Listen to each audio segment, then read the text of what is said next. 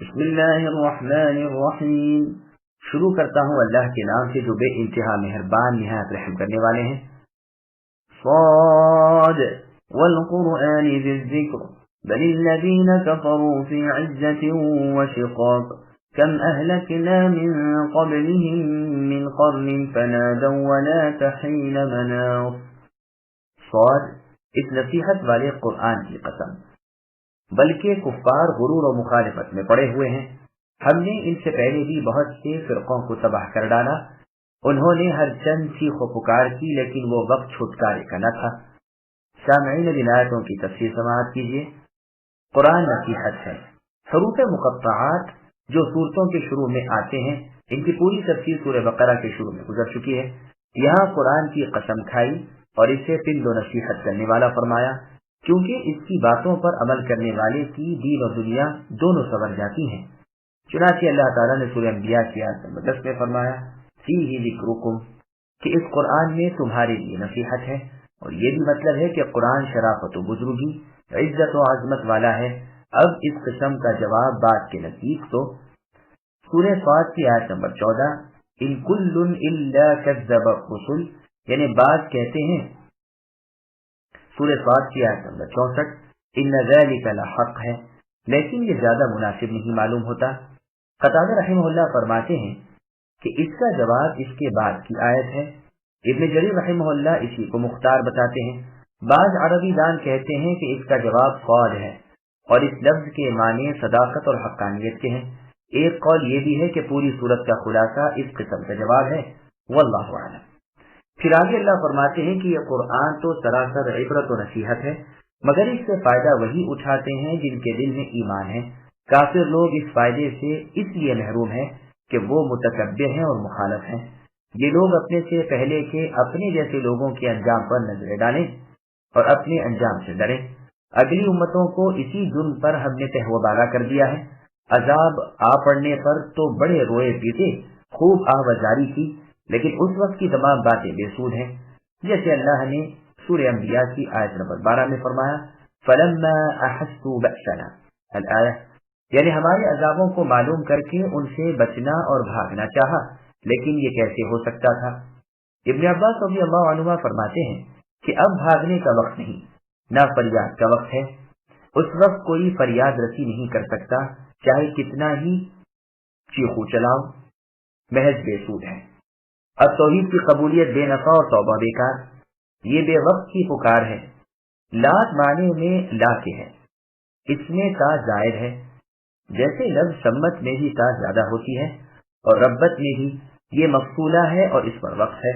امام ابن جریر رحمہ اللہ کا قول ہے کہ یہ تا حین سے ملی ہوئی ہے، یعنی ولا تحینو ہے، لیکن مشہور اول ہے، واللہ اعلم۔ جمہور وزاری کا وقت نہیں، بعد میں یہاں زیر پڑھنا بھی جائز رکھا ہے۔ لغت میں نوس کہتے ہیں پیچھے ہٹنے کو، اور بوس کہتے ہیں آگے بڑھنے کو۔ بس مقصد یہ ہے کہ یہ وقت بھاگنے اور نکل جانے کا وقت نہیں، واللہ الموفق۔ وعلموا أن جاءهم منذر منهم وقال الكافرون هذا ساحر كذاب أجعل الآلهة إلها واحدا إن هذا لشيء عجاب وانطلق الملأ منهم أن امشوا واصبروا على آلهتكم إن هذا لشيء يراد ما سمعنا بهذا في الملة الآخرة إن هذا إلا اختلاق فأنزل عليه الذكر من بيننا بل هم في شك من ذكري بل لما يذوقوا عذاب أم عندهم خزائن رحمة ربك العزيز الوهاب أم لهم ملك السماوات والأرض وما بينهما فليرتقوا في الأسباب جند ما هنالك مهزوم من الأحزاب۔ اس بات پر تعجب ہوا کہ انہی میں سے ایک انہیں سمجھانے والا آ گیا اور کہنے لگے کہ یہ تو جادوگر اور جھوٹا ہے، کیا اس نے اتنے سارے معبودوں کا ایک ہی معبود کر دیا؟ واقعی یہ بہت ہی عجیب بات ہے۔ ان کے سردار یہ کہتے ہوئے چلے کہ جاؤ اپنے معبودوں پر جمے رہو، یقیناً یہ تو کوئی مطلب و مراد ہے، ہم نے تو یہ بات پچھلے دین میں بھی نہیں سنی، کچھ نہیں، یہ تو صرف گھڑنت ہے۔ یہ ہو بھی سکتا ہے کہ ہم سب کو چھوڑ کر اسی پر کلام الہی نازل کیا جائے۔ دراصل یہ لوگ میری وحی کی طرف اے نبی شک نہیں ہیں، بلکہ صحیح یہ ہے کہ انہوں نے اب تک میرے عذاب چکے ہی نہیں۔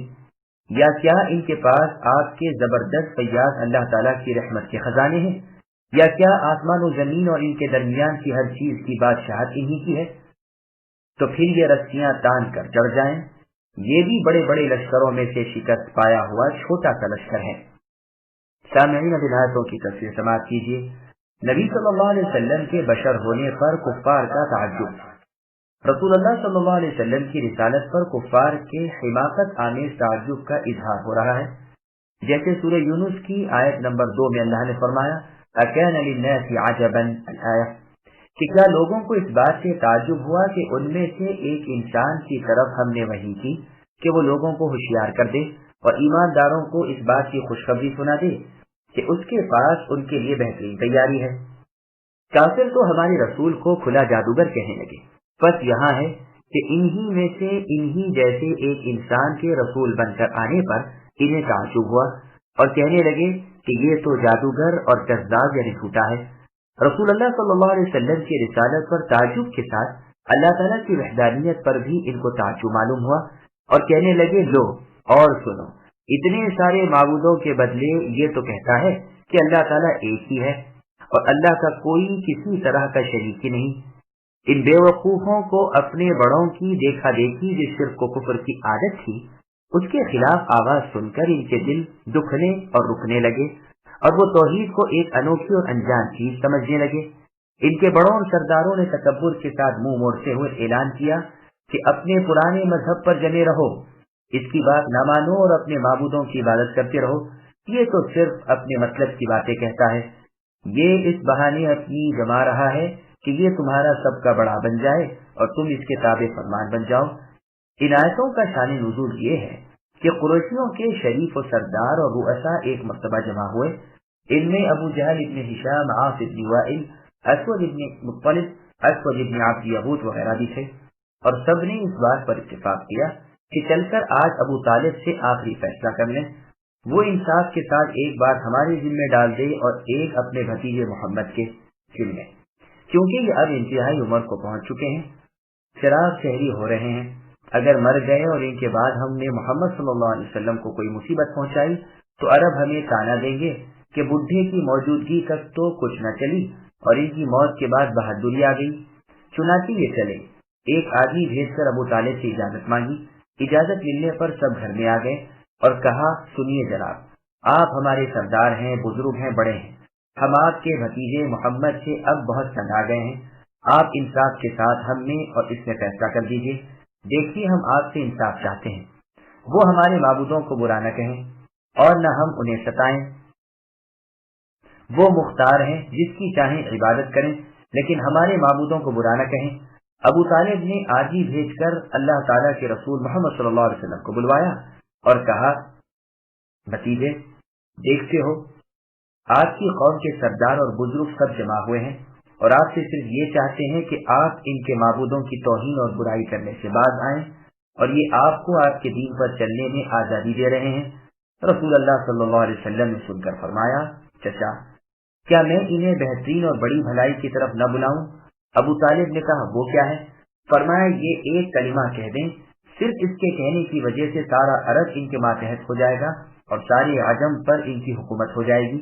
ابو جہل ملعون نے سوال کیا کہ اچھا بتلاؤ وہ ایسا کون سا کلمہ ہے؟ ایک نہیں ہم 10 کہنے کو تیار ہیں۔ رسول اللہ صلی اللہ علیہ وسلم نے فرمایا کہو لا الہ الا اللہ۔ بس یہ سننا تھا کہ شور و غل کر دیا اور کہنے لگے اس کے سوا جو تم مانگے ہم دینے کو تیار ہیں۔ رسول اللہ نے فرمایا اگر تم سورج کو بھی لا کر میرے ہاتھ پر رکھ دو تو بھی میں تو تم سے اس کلمے کے سوا اور کچھ نہیں مانگوں گا۔ اس بات کو سن کر سب لوگ غصے اور غضب سے وحشت ناک ہو کر کھڑے ہو گئے اور کہنے لگے اللہ کی قسم ہم تجھے اور تیرے رب کو گالیاں دیں گے جس نے تجھے یہ حکم دیا ہے۔ اب یہ چلے اور ان کے سردار یہ کہتے رہے کہ جاؤ اپنے دین پر اور اپنے معبودوں کی عبادت پر قائم رہو۔ معلوم ہو گیا کہ اس کا تو ارادہ ہی اور ہے، یہ تو بڑا بننا چاہتا ہے۔ یہ روایت ابن ابی حاتم وغیرہ کی ہے۔ ایک روایت میں یہ بھی ہے کہ ان کے چلے جانے کے بعد رسول اللہ نے اپنے چچا سے کہا کہ آپ ہی اس کلمے کو پڑھ لیجیے۔ چچا نے کہا نہیں، میں تو اپنے باپ دادوں اور قوم کے بڑوں کے دین پر ہی رہوں گا۔ اس پر اللہ تعالیٰ نے اپنے نبی محمد صلی اللہ علیہ وسلم کو فرمایا کہ جسے آپ چاہیں اے نبی ہدایت نہیں کر سکتے۔ اور روایت میں ہے کہ اس وقت ابو طالب بیمار تھے اور اسی بیماری میں وہ مرے بھی۔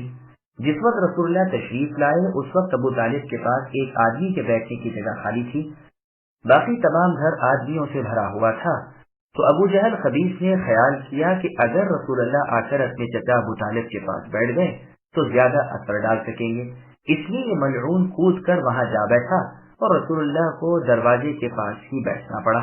رسول اللہ نے جب ایک کلمہ کہنے کو کہا تو سب نے جواب دیا کہ ایک نہیں 10، ہم سب منتظر ہیں، فرمائیے وہ کیا کلمہ ہے۔ اور جب کلمہ توحید آپ کی زبانی سنا یعنی لا الہ الا اللہ تو کپڑے جھاڑتے ہوئے بھاگ کھڑے ہوئے اور کہنے لگے لو اور سنو، یہ تو سارے معبودوں کا ایک معبود بنا رہے ہیں۔ اس پر یہ آیت اتری عذاب تک۔ امام ترمذی رحمہ اللہ اس روایت کو حسن کہتے ہیں۔ ہم نے تو یہ بات نہ اپنے دین میں دیکھی نہ نصرانیوں کے دین میں، بالکل غلط اور جھوٹ اور بے سند بات ہے۔ یہ کس قدر تعجب کی بات ہے کہ اللہ تعالیٰ کو کوئی نظر ہی نہ آیا اور اس پر قرآن اتار دیا۔ جیسے اور آیت میں یعنی سورہ زخرف کی آیت نمبر 31 میں اللہ نے فرمایا لولا نزل هذا القرآن على رجل من القريتين عظيم، یعنی دونوں شہروں میں سے کسی بڑے آدمی پر قرآن کیوں نہ اتارا گیا۔ جس کے جواب میں اللہ تعالیٰ کا ارشاد ہوا کہ کیا یہ لوگ رب تعالیٰ کی رحمت کی تفصیل کرنے والے ہیں؟ یہ تو اس قدر محتاج ہیں کہ ان کی اپنی روزیاں اور درجے بھی ہم تقسیم کرتے ہیں۔ الغرضی اعتراض بھی ان کی حماقت کا غرہ تھا۔ اللہ تعالیٰ فرماتے ہیں یہ ہے ان کے شک کا نتیجہ اور وجہ یہ ہے کہ اب تک یہ پولی پولی کھاتے رہے ہیں، ہمارے عذابوں سے سابقہ نہیں پڑا۔ کل قیامت کے دن جب کہ دھکے دے کر جہنم میں گرائے جائیں گے اس وقت اپنی سرکشی کا مزہ پائیں گے۔ اللہ تعالیٰ کی قدرت کا بیان۔ پھر اللہ تعالیٰ اپنا قبضہ اور اپنی قدرت ظاہر فرماتے ہیں کہ جو وہ چاہیں کریں، جسے چاہیں جو کچھ چاہیں عطا فرما دیں۔ عزت و ذلت اللہ کے ہاتھ میں ہے، ہدایت و ضلالت اللہ کی طرف سے ہے۔ وہ اپنے بندوں میں سے جس پر چاہے وہی نازل فرمائے اور جس کے دل پر چاہے اپنی مہر لگا دے۔ بندوں کے اختیار میں کچھ نہیں، وہ محض بے بس بالکل لاچار اور سراسر مجبور ہیں۔ اسی لیے فرمایا کیا ان کے پاس اس بلند غالب و وہاب اللہ تعالیٰ کی رحمت کے خزانے ہیں؟ یعنی نہیں ہے۔ جیسے اللہ تعالیٰ نے سورہ نساء کی آیت نمبر 53 میں فرمایا اللہم نصیب من الملک الآیہ، اگر اللہ تعالیٰ کے معبودیت کا کوئی حصہ ان کے ہاتھ میں ہوتا تو یہ بخیل تو کسی کو ٹکڑا بھی نہ کھانے کو دیتے۔ یا انہی لوگوں کے ہاتھوں میں اللہ تعالیٰ کا فضل دیکھ کر حسد آ رہا ہے۔ ہم نے آل ابراہیم کو کتاب و حکمت اور بہت بڑی سلطنت دی تھی، ان میں سے بعض تو ایمان لائے اور بعض ایمان سے رکے رہے۔ جو بھڑکتی جہنم کے لقمے بنیں گے وہ آگ ہی انہیں کافی ہے۔ اور سورہ بنی اسرائیل کی آیت نمبر 100 میں ہے قل لو انتم تملكون خزائن رحمت ربی اذا لامسكتم خشیۃ الانفاق وكان الانسان قتورا، یعنی اگر میرے رب تعالیٰ کی رحمتوں کے خزانے اے کافروں اور مشرکوں تمہاری ملکیت میں ہوتے تو تم تو کم ہو جانے کا خوف کر کے خرچ کرنے سے بھی رک جاتے، اور انسان ہے ہی ناشکرا۔ قوم صالح نے بھی اپنے نبی علیہ السلام سے یہی کہا تھا۔ سورہ قمر آیت نمبر 25 اُلقی الذکر علیہ من بیننا، کیا ہم سب کو چھوڑ کر اسی یعنی صالح پر ہی اللہ تعالیٰ نے ذکر اتارا؟ نہیں، بلکہ یہ کذاب اور شریر ہے۔ اللہ تعالیٰ فرماتے ہیں کہ کل کو معلوم کر لیں گے کہ ایسا کون ہے۔ پھر فرمایا کیا زمین و آسمان اور اس کے درمیان کی چیزوں پر ان کا اختیار ہے؟ اگر ایسا ہے تو پھر آسمانوں کی راہوں پر چڑھ جائیں، 7ویں آسمان پر پہنچ جائیں۔ یہ یہاں کا لشکر بھی عنقریب ہزیمت و شکست اٹھائے گا اور مغلوب و ذلیل ہوگا، جیسے اور بڑے بڑے گروہ حق سے ٹکرائے اور پاش پاش ہو گئے۔ جیسے اللہ نے سورہ قمر کی آیت نمبر 44 میں فرمایا اب یقولون نحن جمیع منتصر الآیہ، یعنی کیا ان کافروں کا قول ہے کہ ہم بڑی جماعت ہیں اور ہم ہی فتح یاب رہیں گے؟ سنو، انہیں ابھی ابھی شکست پاس ہوگی اور پیٹھ دکھاتے ہوئے بزدلی کے ساتھ بدحواس ہو کر بھاگ کھڑے ہوں گے۔ چنانچہ بدر والے دن اللہ تعالیٰ کے معبود برحق ہونے کی، اللہ تعالیٰ کی باتوں کی سچائی اپنی آنکھوں آزمائی اور ابھی ان کے عذابوں کے وعدے کا دن تو آخرت کا دن ہے جو سخت کٹھن اور نہایت دہشتناک اور وحشت والا ہے۔ اللہ اس دن کی ہولناکی سے ہر مسلمان کو اپنی حفاظت امان میں رکھے۔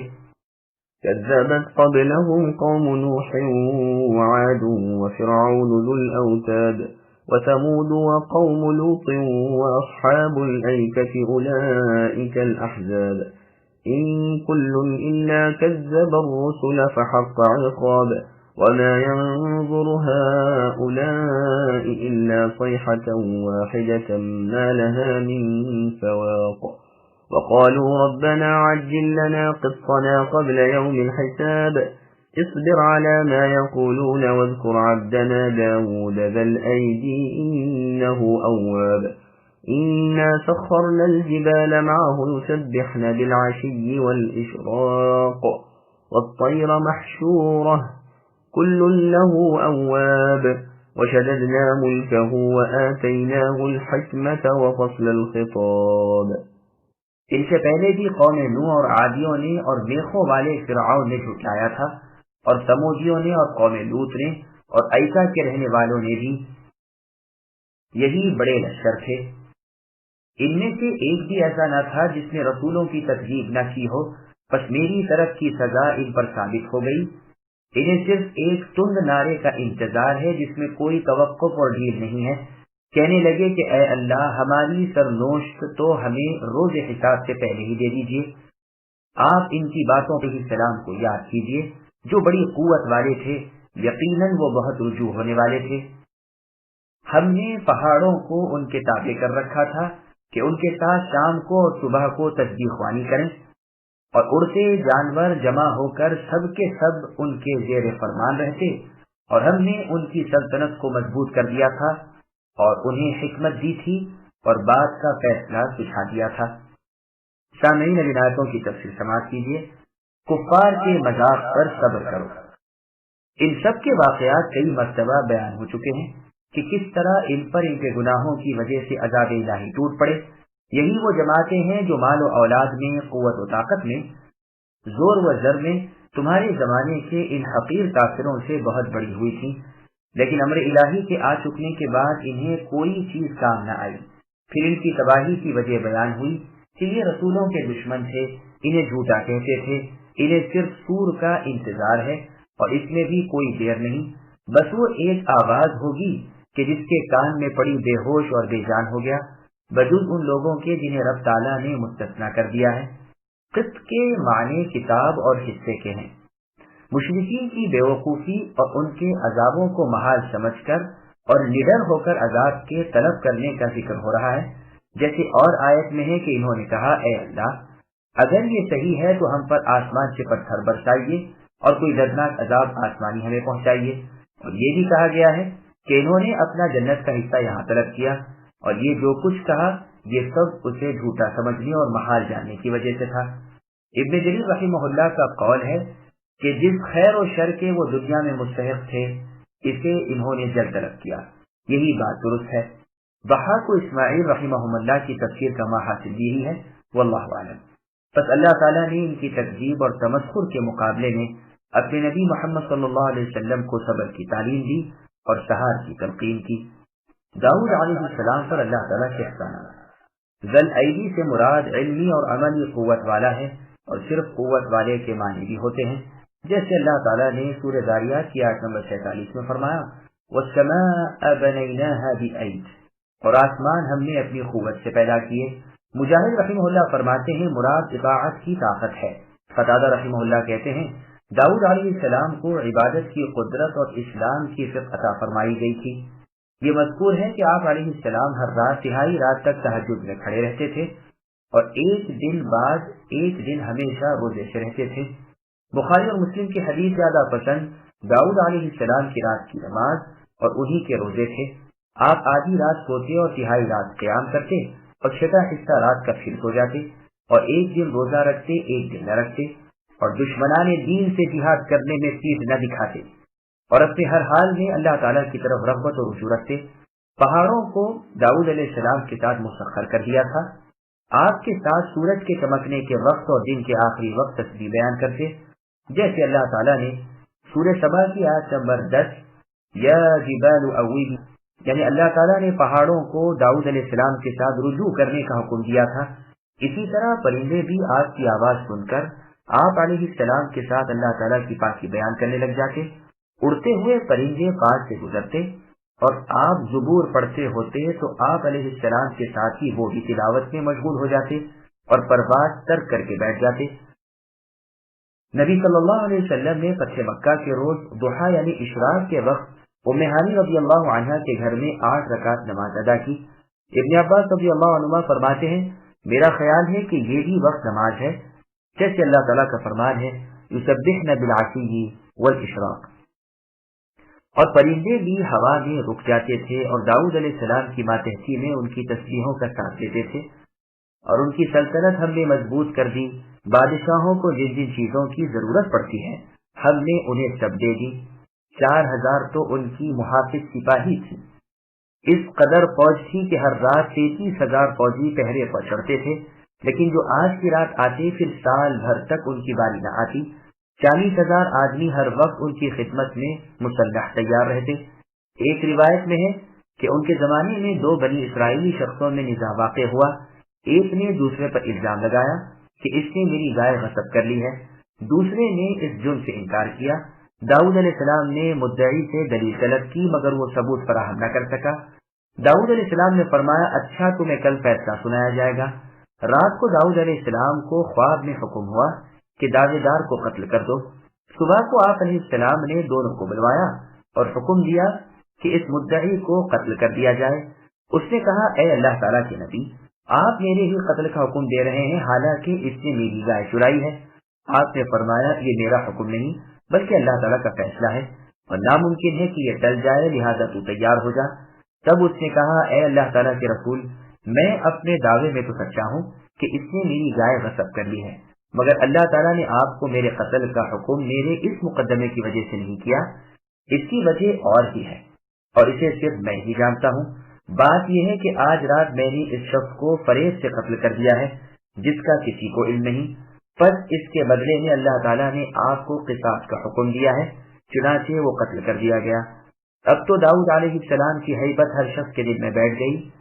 ہم نے انہیں حکمت دی تھی، یعنی فہم و عقل، اور دیر کی و دانائی، عدل و فراست، کتاب اللہ اور اس کی اتباع، نبوت و رسالت وغیرہ، اور جھگڑوں کے تصویر کا صحیح طریقہ یعنی گواہ لینا، قسم کھلوانا، مدعی کے ذمے بار ثبوت ڈالنا، مدعا علیہ سے قسم لینا۔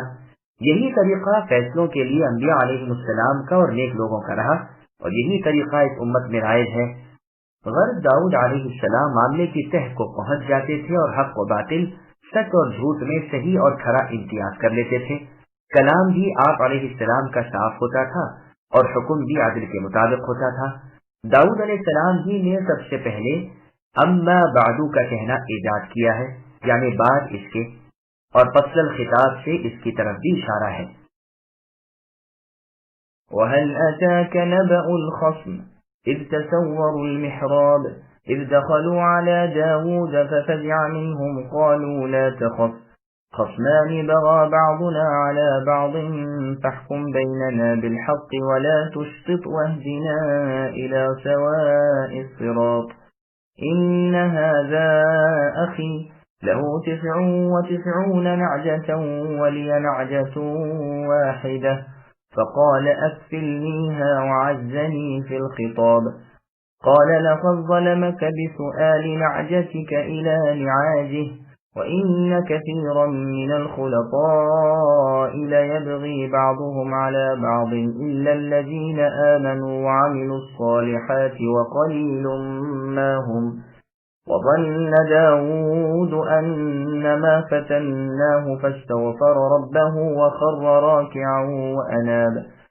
فغفرنا له ذلك وإن له عندنا زلفى وحسن مآب۔ اور اے نبی، کیا آپ کو جھگڑا کرنے والوں کی خبر بھی پہنچی ہے جبکہ وہ دیوار پھان کر عبادت کی جگہ آ گئے؟ جب یہ داؤد علیہ السلام کے پاس پہنچے یہ ان سے ڈر گئے۔ انہوں نے کہا، خوف نہ کیجیے، ہم دونوں آپس ہی میں جھگڑا اور زیادتی کر رہے ہیں، آپ ہمارے درمیان حق کے ساتھ فیصلہ کر دیجیے ناانصافی نہ کیجیے اور ہمیں سیدھی راہ بتا دیجیے۔ سنیے، یہ میرا بھائی ہے، اس کے پاس تو 99 ڈنڈیاں ہیں اور میرے پاس ایک ہی ہے، لیکن یہ مجھ سے کہہ رہا ہے کہ میں اپنی یہ ایک بھی مجھ ہی کو دے دے، اور مجھ پر بڑی تیزی اور سختی برتتا ہے۔ داؤد علیہ السلام نے فرمایا، اس کا اپنی اتنی دنبیوں کے ساتھ تیری ایک دنبی ملا لینے کا سوال بے شک ایک ظلم ہے، اور اکثر تاجی اور شریک ایسے ہی ہوتے ہیں کہ ایک دوسرے پر ظلم و ستم کرتے ہیں، سوائے ان کے جو ایمان لائے اور جنہوں نے نیک عمل کیے، اور ایسے لوگ بہت ہی کم ہیں۔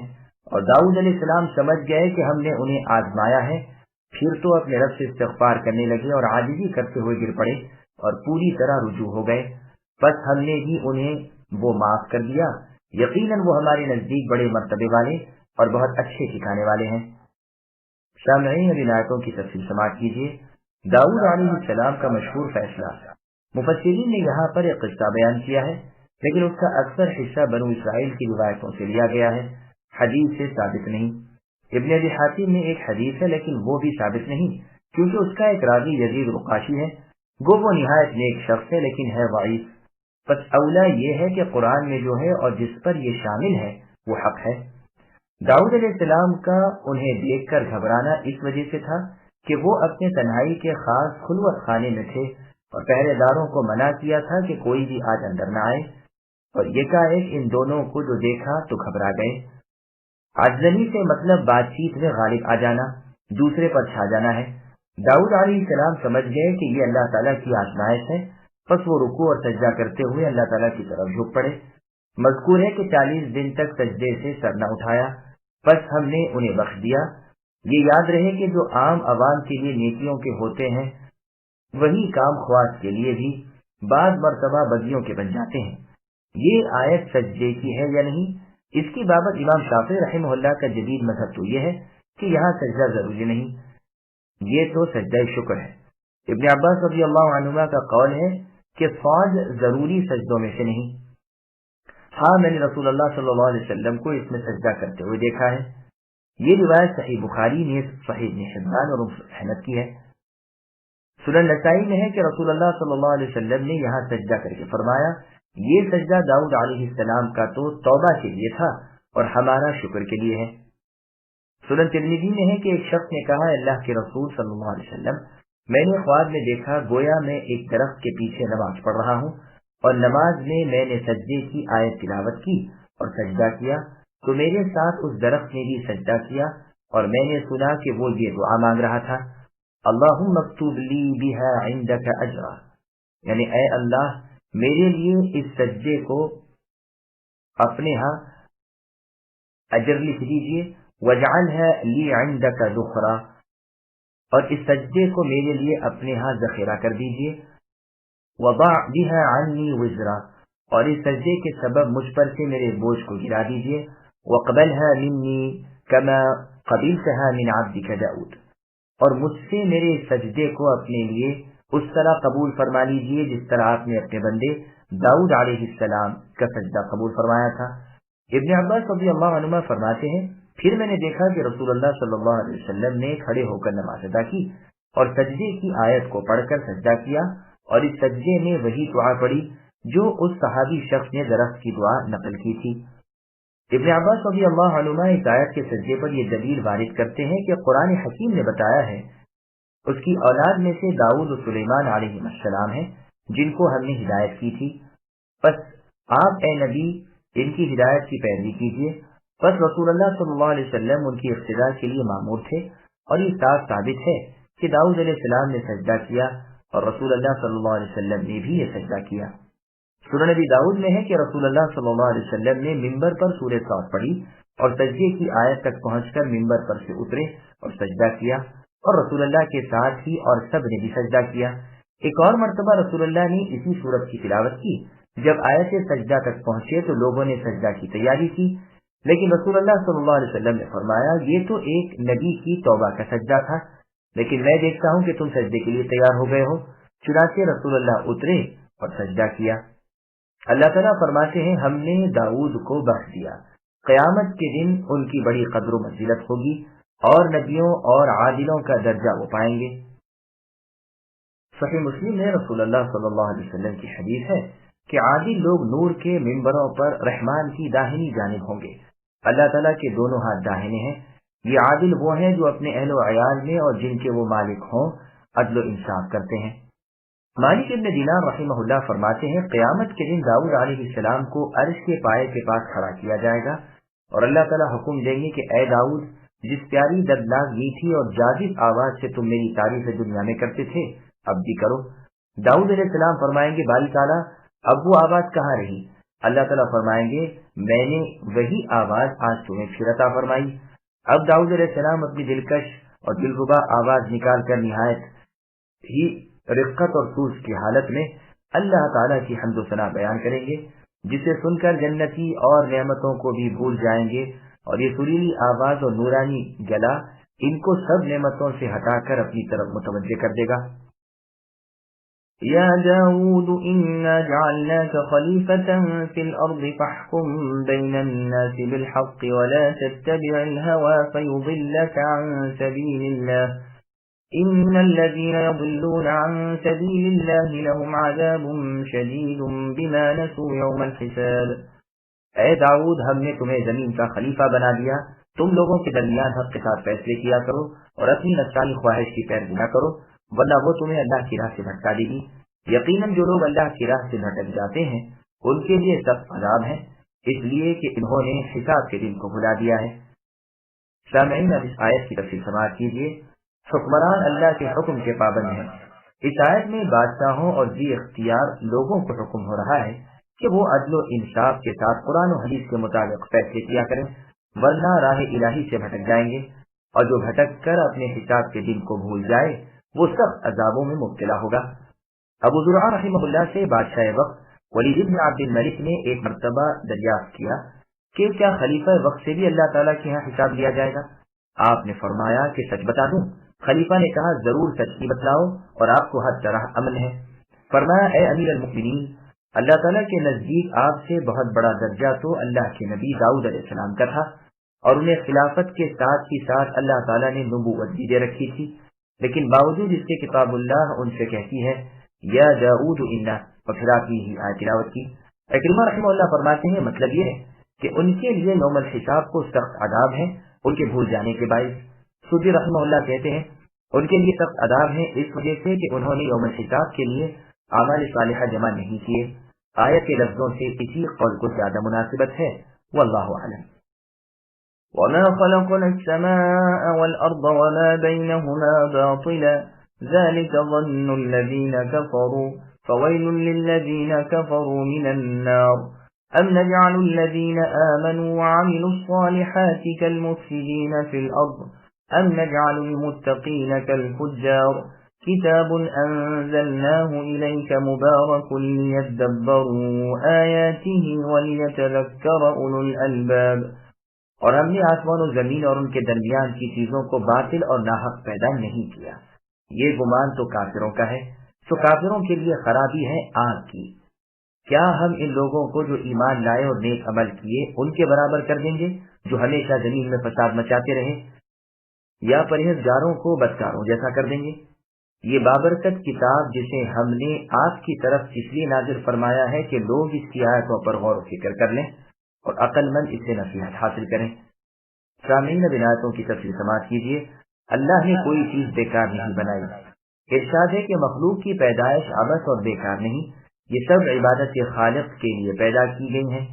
پھر ایک وقت آنے والا ہے کہ ماننے والوں کی سربلندی کی جائے اور نہ ماننے والوں کو سخت سزا دی جائے۔ کافروں کا خیال ہے کہ ہم نے انہیں یوں ہی پیدا کر دیا ہے، دار آخرت اور دوسری زندگی کوئی چیز نہیں، یہ غلط ہے۔ ان کافروں کو قیامت کے دن بڑی خرابی ہوگی، کیونکہ اس آگ میں انہیں جلنا پڑے گا جو ان کے لیے اللہ تعالیٰ کے فرشتوں نے دھوکہ رکھی ہے۔ یہ ناممکن ہے اور انہونی بات ہے کہ مؤمن کو مفسد کو اور پرہیزگار اور بدکار کو ایک جیسا کر دیں۔ اگر قیامت آنے والی ہی نہ ہو تب تو یہ دونوں انجام کے لحاظ سے یکساں ہی رہے، حالانکہ یہ خلاف انصاف ہے۔ قیامت ضرور آئے گی، نیک کار جنت میں اور گنہگار جہنم میں جائیں گے، بس عقلی اقتضا بھی دار آخرت کے ثبوت کو ہی چاہتا ہے۔ ہم دیکھتے ہیں کہ ایک ظالم پارٹی اللہ تعالیٰ کی درگاہ سے راندہ ہوا دنیا میں خوش وقت ہے، مال اولاد، فراخ دستی اور تندرستی سب کچھ اس کے پاس ہے، اور ایک مؤمن متقی پاک دامن ایک ایک پیسے سے تنگ اور ایک ایک راحت سے دور ہے۔ تو حکمت علیم و حکیم و عادل کا اقتضا یہ تھا کہ کوئی ایسا وقت بھی آئے کہ اس نمک حرام سے اس کی اس نمک حرامی کا بدلہ لیا جائے، اور اس صابر و شاکر فرما بردار مؤمن کی نیکیوں کا اسے بدلہ دیا جائے، اور یہی دار آخرت میں ہونا ہے۔ پس ثابت ہوا کہ اس جہان کے بعد ایک جہان یقیناً ہے، چونکہ یہ پاک تعلیم قرآن سے ہی حاصل ہوئی ہے اور اس نیکی کا رہبر یہی ہے۔ اسی لیے اس کے بعد ہی فرمایا کہ یہ مبارک کتاب ہم نے آپ کی طرف اے نبی نازل فرمائی ہے تاکہ لوگ اسے سمجھیں اور عقل والے لوگ اس سے نصیحت حاصل کر سکیں۔ حسن بصری رحمہ اللہ فرماتے ہیں، جس نے قرآن کے الفاظ حفظ کر لیے اور قرآن پر عمل نہیں کیا، اس نے قرآن میں تدبر اور غور بھی نہیں کیا۔ لوگ کہتے ہیں ہم نے پورا قرآن پڑھ لیا، لیکن قرآن کی ایک نصیحت یا قرآن کی ایک حکم کا نمونہ ان میں نظر نہیں آتا۔ ایسا نہیں ہونا چاہیے۔ اصل چیز غور و خوض اور نصیحت و عبرت، نیز اس کے ساتھ ساتھ اس پر عمل بھی کرنا ہے۔ وَوَهَبْنَا لِدَاوُودَ سُلَيْمَانَ نِعْمَ الْعَبْدُ إِنَّهُ أَوَّابٌ إِذْ عُرِضَ عَلَيْهِ بِالْعَشِيِّ الصَّافِنَاتُ الْجِيَادُ فَقَالَ إِنِّي أَحْبَبْتُ حُبَّ الْخَيْرِ عَنْ ذِكْرِ رَبِّي حَتَّى تَوَارَتْ بِالْحِجَابِ رُدُّوهَا عَلَيَّ فَطَفِقَ مَسْحًا بِالسُّوقِ وَالْأَعْنَاقِ۔ اور ہم نے داؤد علیہ السلام کو سلیمان علیہ السلام نامی فرزند عطا فرمایا، جو بڑے اچھے بندے تھے اور بے حد رجوع رہنے والے تھے۔ ان کے سامنے شام کے وقت تیز روح خاصے کے گھوڑے پیش کیے گئے، تو کہنے لگے میں نے اپنے پروردگار کی یاد پر ان گھوڑوں کی محبت کو ترجیح دی، یہاں تک کہ آفتاب غروب ہو گیا۔ ان گھوڑوں کو دوبارہ میرے سامنے لاؤ، پھر تو پنڈلیوں اور گردنوں پر ہاتھ پھیرنا شروع کر دیا۔ سامعین روایتوں کی تفصیل سماعت کیجیے۔ سلیمان علیہ السلام کا ایک واقعہ، اللہ تعالیٰ نے جو ایک بڑی نعمت داؤد علیہ السلام کو عطا فرمائی تھی، اس کا ذکر فرما رہے ہیں کہ ان کی نبوت کا وارث ان کے لڑکے سلیمان علیہ السلام کو کر دیا۔ اسی لیے صرف سلیمان علیہ السلام کا ذکر کیا، ورنہ ان کی اور اولادیں بھی تھیں۔ 100 عورتیں آپ کی لونڈیوں کے علاوہ تھیں۔ چنانچہ سورہ نمل کی آیت نمبر 16 میں ہے، وَوَرِثَ سُلَيْمَانُ دَاوُودَ، یعنی داؤد علیہ السلام کے وارث سلیمان علیہ السلام ہوئے، یعنی نبوت آپ کے بعد انہیں ملی۔ یہ بھی بڑے اچھے بندے تھے، یعنی خوب عبادت گزار تھے اور اللہ تعالیٰ کی طرف جھکنے والے تھے۔ مقصور رحمہ اللہ کہتے ہیں کہ داؤد نبی اللہ علیہ السلام نے ایک مرتبہ آپ سے چند سوالات کیے اور ان کے معقول جوابات پا کر فرمایا کہ آپ نبی اللہ ہیں۔ پوچھا کہ سب سے اچھی چیز کیا ہے؟ جواب دیا کہ اللہ تعالیٰ کی طرف کی سکینت اور ایمان۔ پھر پوچھا کہ سب سے بری چیز کیا ہے؟ سلیمان علیہ السلام نے عرض کیا کہ ایمان کے بعد کفر۔ پھر پوچھا کہ سب سے زیادہ میٹھی چیز کیا ہے؟ عرض کیا کہ اللہ تعالیٰ کی رحمت۔ پھر پوچھا کہ سب سے زیادہ ٹھنڈک والی چیز کیا ہے؟ جواب دیا کہ اللہ تعالیٰ کا لوگوں سے درگزر کرنا اور لوگوں کا آپس میں ایک دوسرے کو معاف کر دینا۔ یہ روایت ابن ابی حاتم کی ہے۔ سلیمان علیہ السلام کے سامنے ان کی بادشاہت کے زمانے میں ان کے گھوڑے پیش کیے گئے جو بہت تیز رفتار تھے اور 3 پیروں پر کھڑے رہتے تھے اور ایک پیر کچھ یوں ہی سا زمین پر ٹکتا تھا۔ ایک یہ بھی ہے کہ یہ پردار گھوڑے تھے جو تعداد میں 20 تھے۔ ابراہیم تیمی رحمہ اللہ نے گھوڑوں کی تعداد 20,000 بتائی ہے، واللہ اعلم۔ سنن نبی داؤد میں ہے کہ رسول اللہ صلی اللہ علیہ وسلم غزوہ تبوک یا خیبر کے سفر سے واپس آئے تھے، گھر میں تشریف فرما تھے تو تیز ہوا کے جھونکے سے گھر میں ایک کولے کا پردہ ہٹ گیا۔ وہاں عائشہ رضی اللہ عنہا کے کھیلنے کی گڑیاں رکھی ہوئی تھی۔ رسول اللہ صلی اللہ علیہ وسلم کی نظر بھی پڑ گئی۔ دریافت فرمایا کہ یہ کیا ہے؟ عائشہ رضی اللہ عنہ نے جواب دیا کہ میری گڑیاں ہیں۔ رسول اللہ نے دیکھا کہ بیچ میں ایک گھوڑا سا بنا ہوا ہے جس کے 2 پر بھی کپڑے کے لگے ہوئے ہیں۔ پوچھا یہ کیا ہے؟ کہا گھوڑا ہے۔ فرمایا اور یہ اس کے اوپر دونوں طرف چیتڑے کے کیا بنے ہوئے ہیں؟ کہا یہ دونوں اس کے پر ہیں۔ فرمایا گھوڑا بھی اچھا ہے اور اس کے پر بھی۔ عائشہ صدیقہ رضی اللہ عنہ نے عرض کیا کہ کیا آپ نے نہیں سنا کہ سلیمان علیہ السلام کے پردار گھوڑے تھے؟ یہ سن کر رسول اللہ صلی اللہ علیہ وسلم ہنس دیے، یہاں تک کہ آپ کے آخری دانت دکھائی دینے لگے۔ سلیمان علیہ السلام ان گھوڑوں کے دیکھ بھالنے میں اس قدر مشغول ہو گئے کہ عصر کی نماز کا خیال ہی نہ رہا، بالکل بھول گئے۔ جیسے کہ رسول اللہ صلی اللہ علیہ وسلم غزوہ خندق کے موقع پر ایک دن لڑائی کی مشغولی کی وجہ سے عصر کی نماز نہ پڑھ سکے اور مغرب بعد ادا کی۔ چنانچہ بخاری اور مسلم میں ہے کہ سورج کے ڈوبنے کے بعد عمر رضی اللہ عنہ کفار قریش کو برا کہتے ہوئے رسول اللہ کے پاس آئے اور کہنے لگے، اللہ کے رسول، میں تو عصر کی نماز بھی نہ پڑھ سکا۔ رسول اللہ نے فرمایا، میں بھی اب تک ادا نہیں کر سکا۔ چنانچہ ہم بطحان میں گئے، وہاں وضو کیا اور سورج کے غروب ہونے کے بعد عصر کی نماز ادا کی اور پھر مغرب پڑھی۔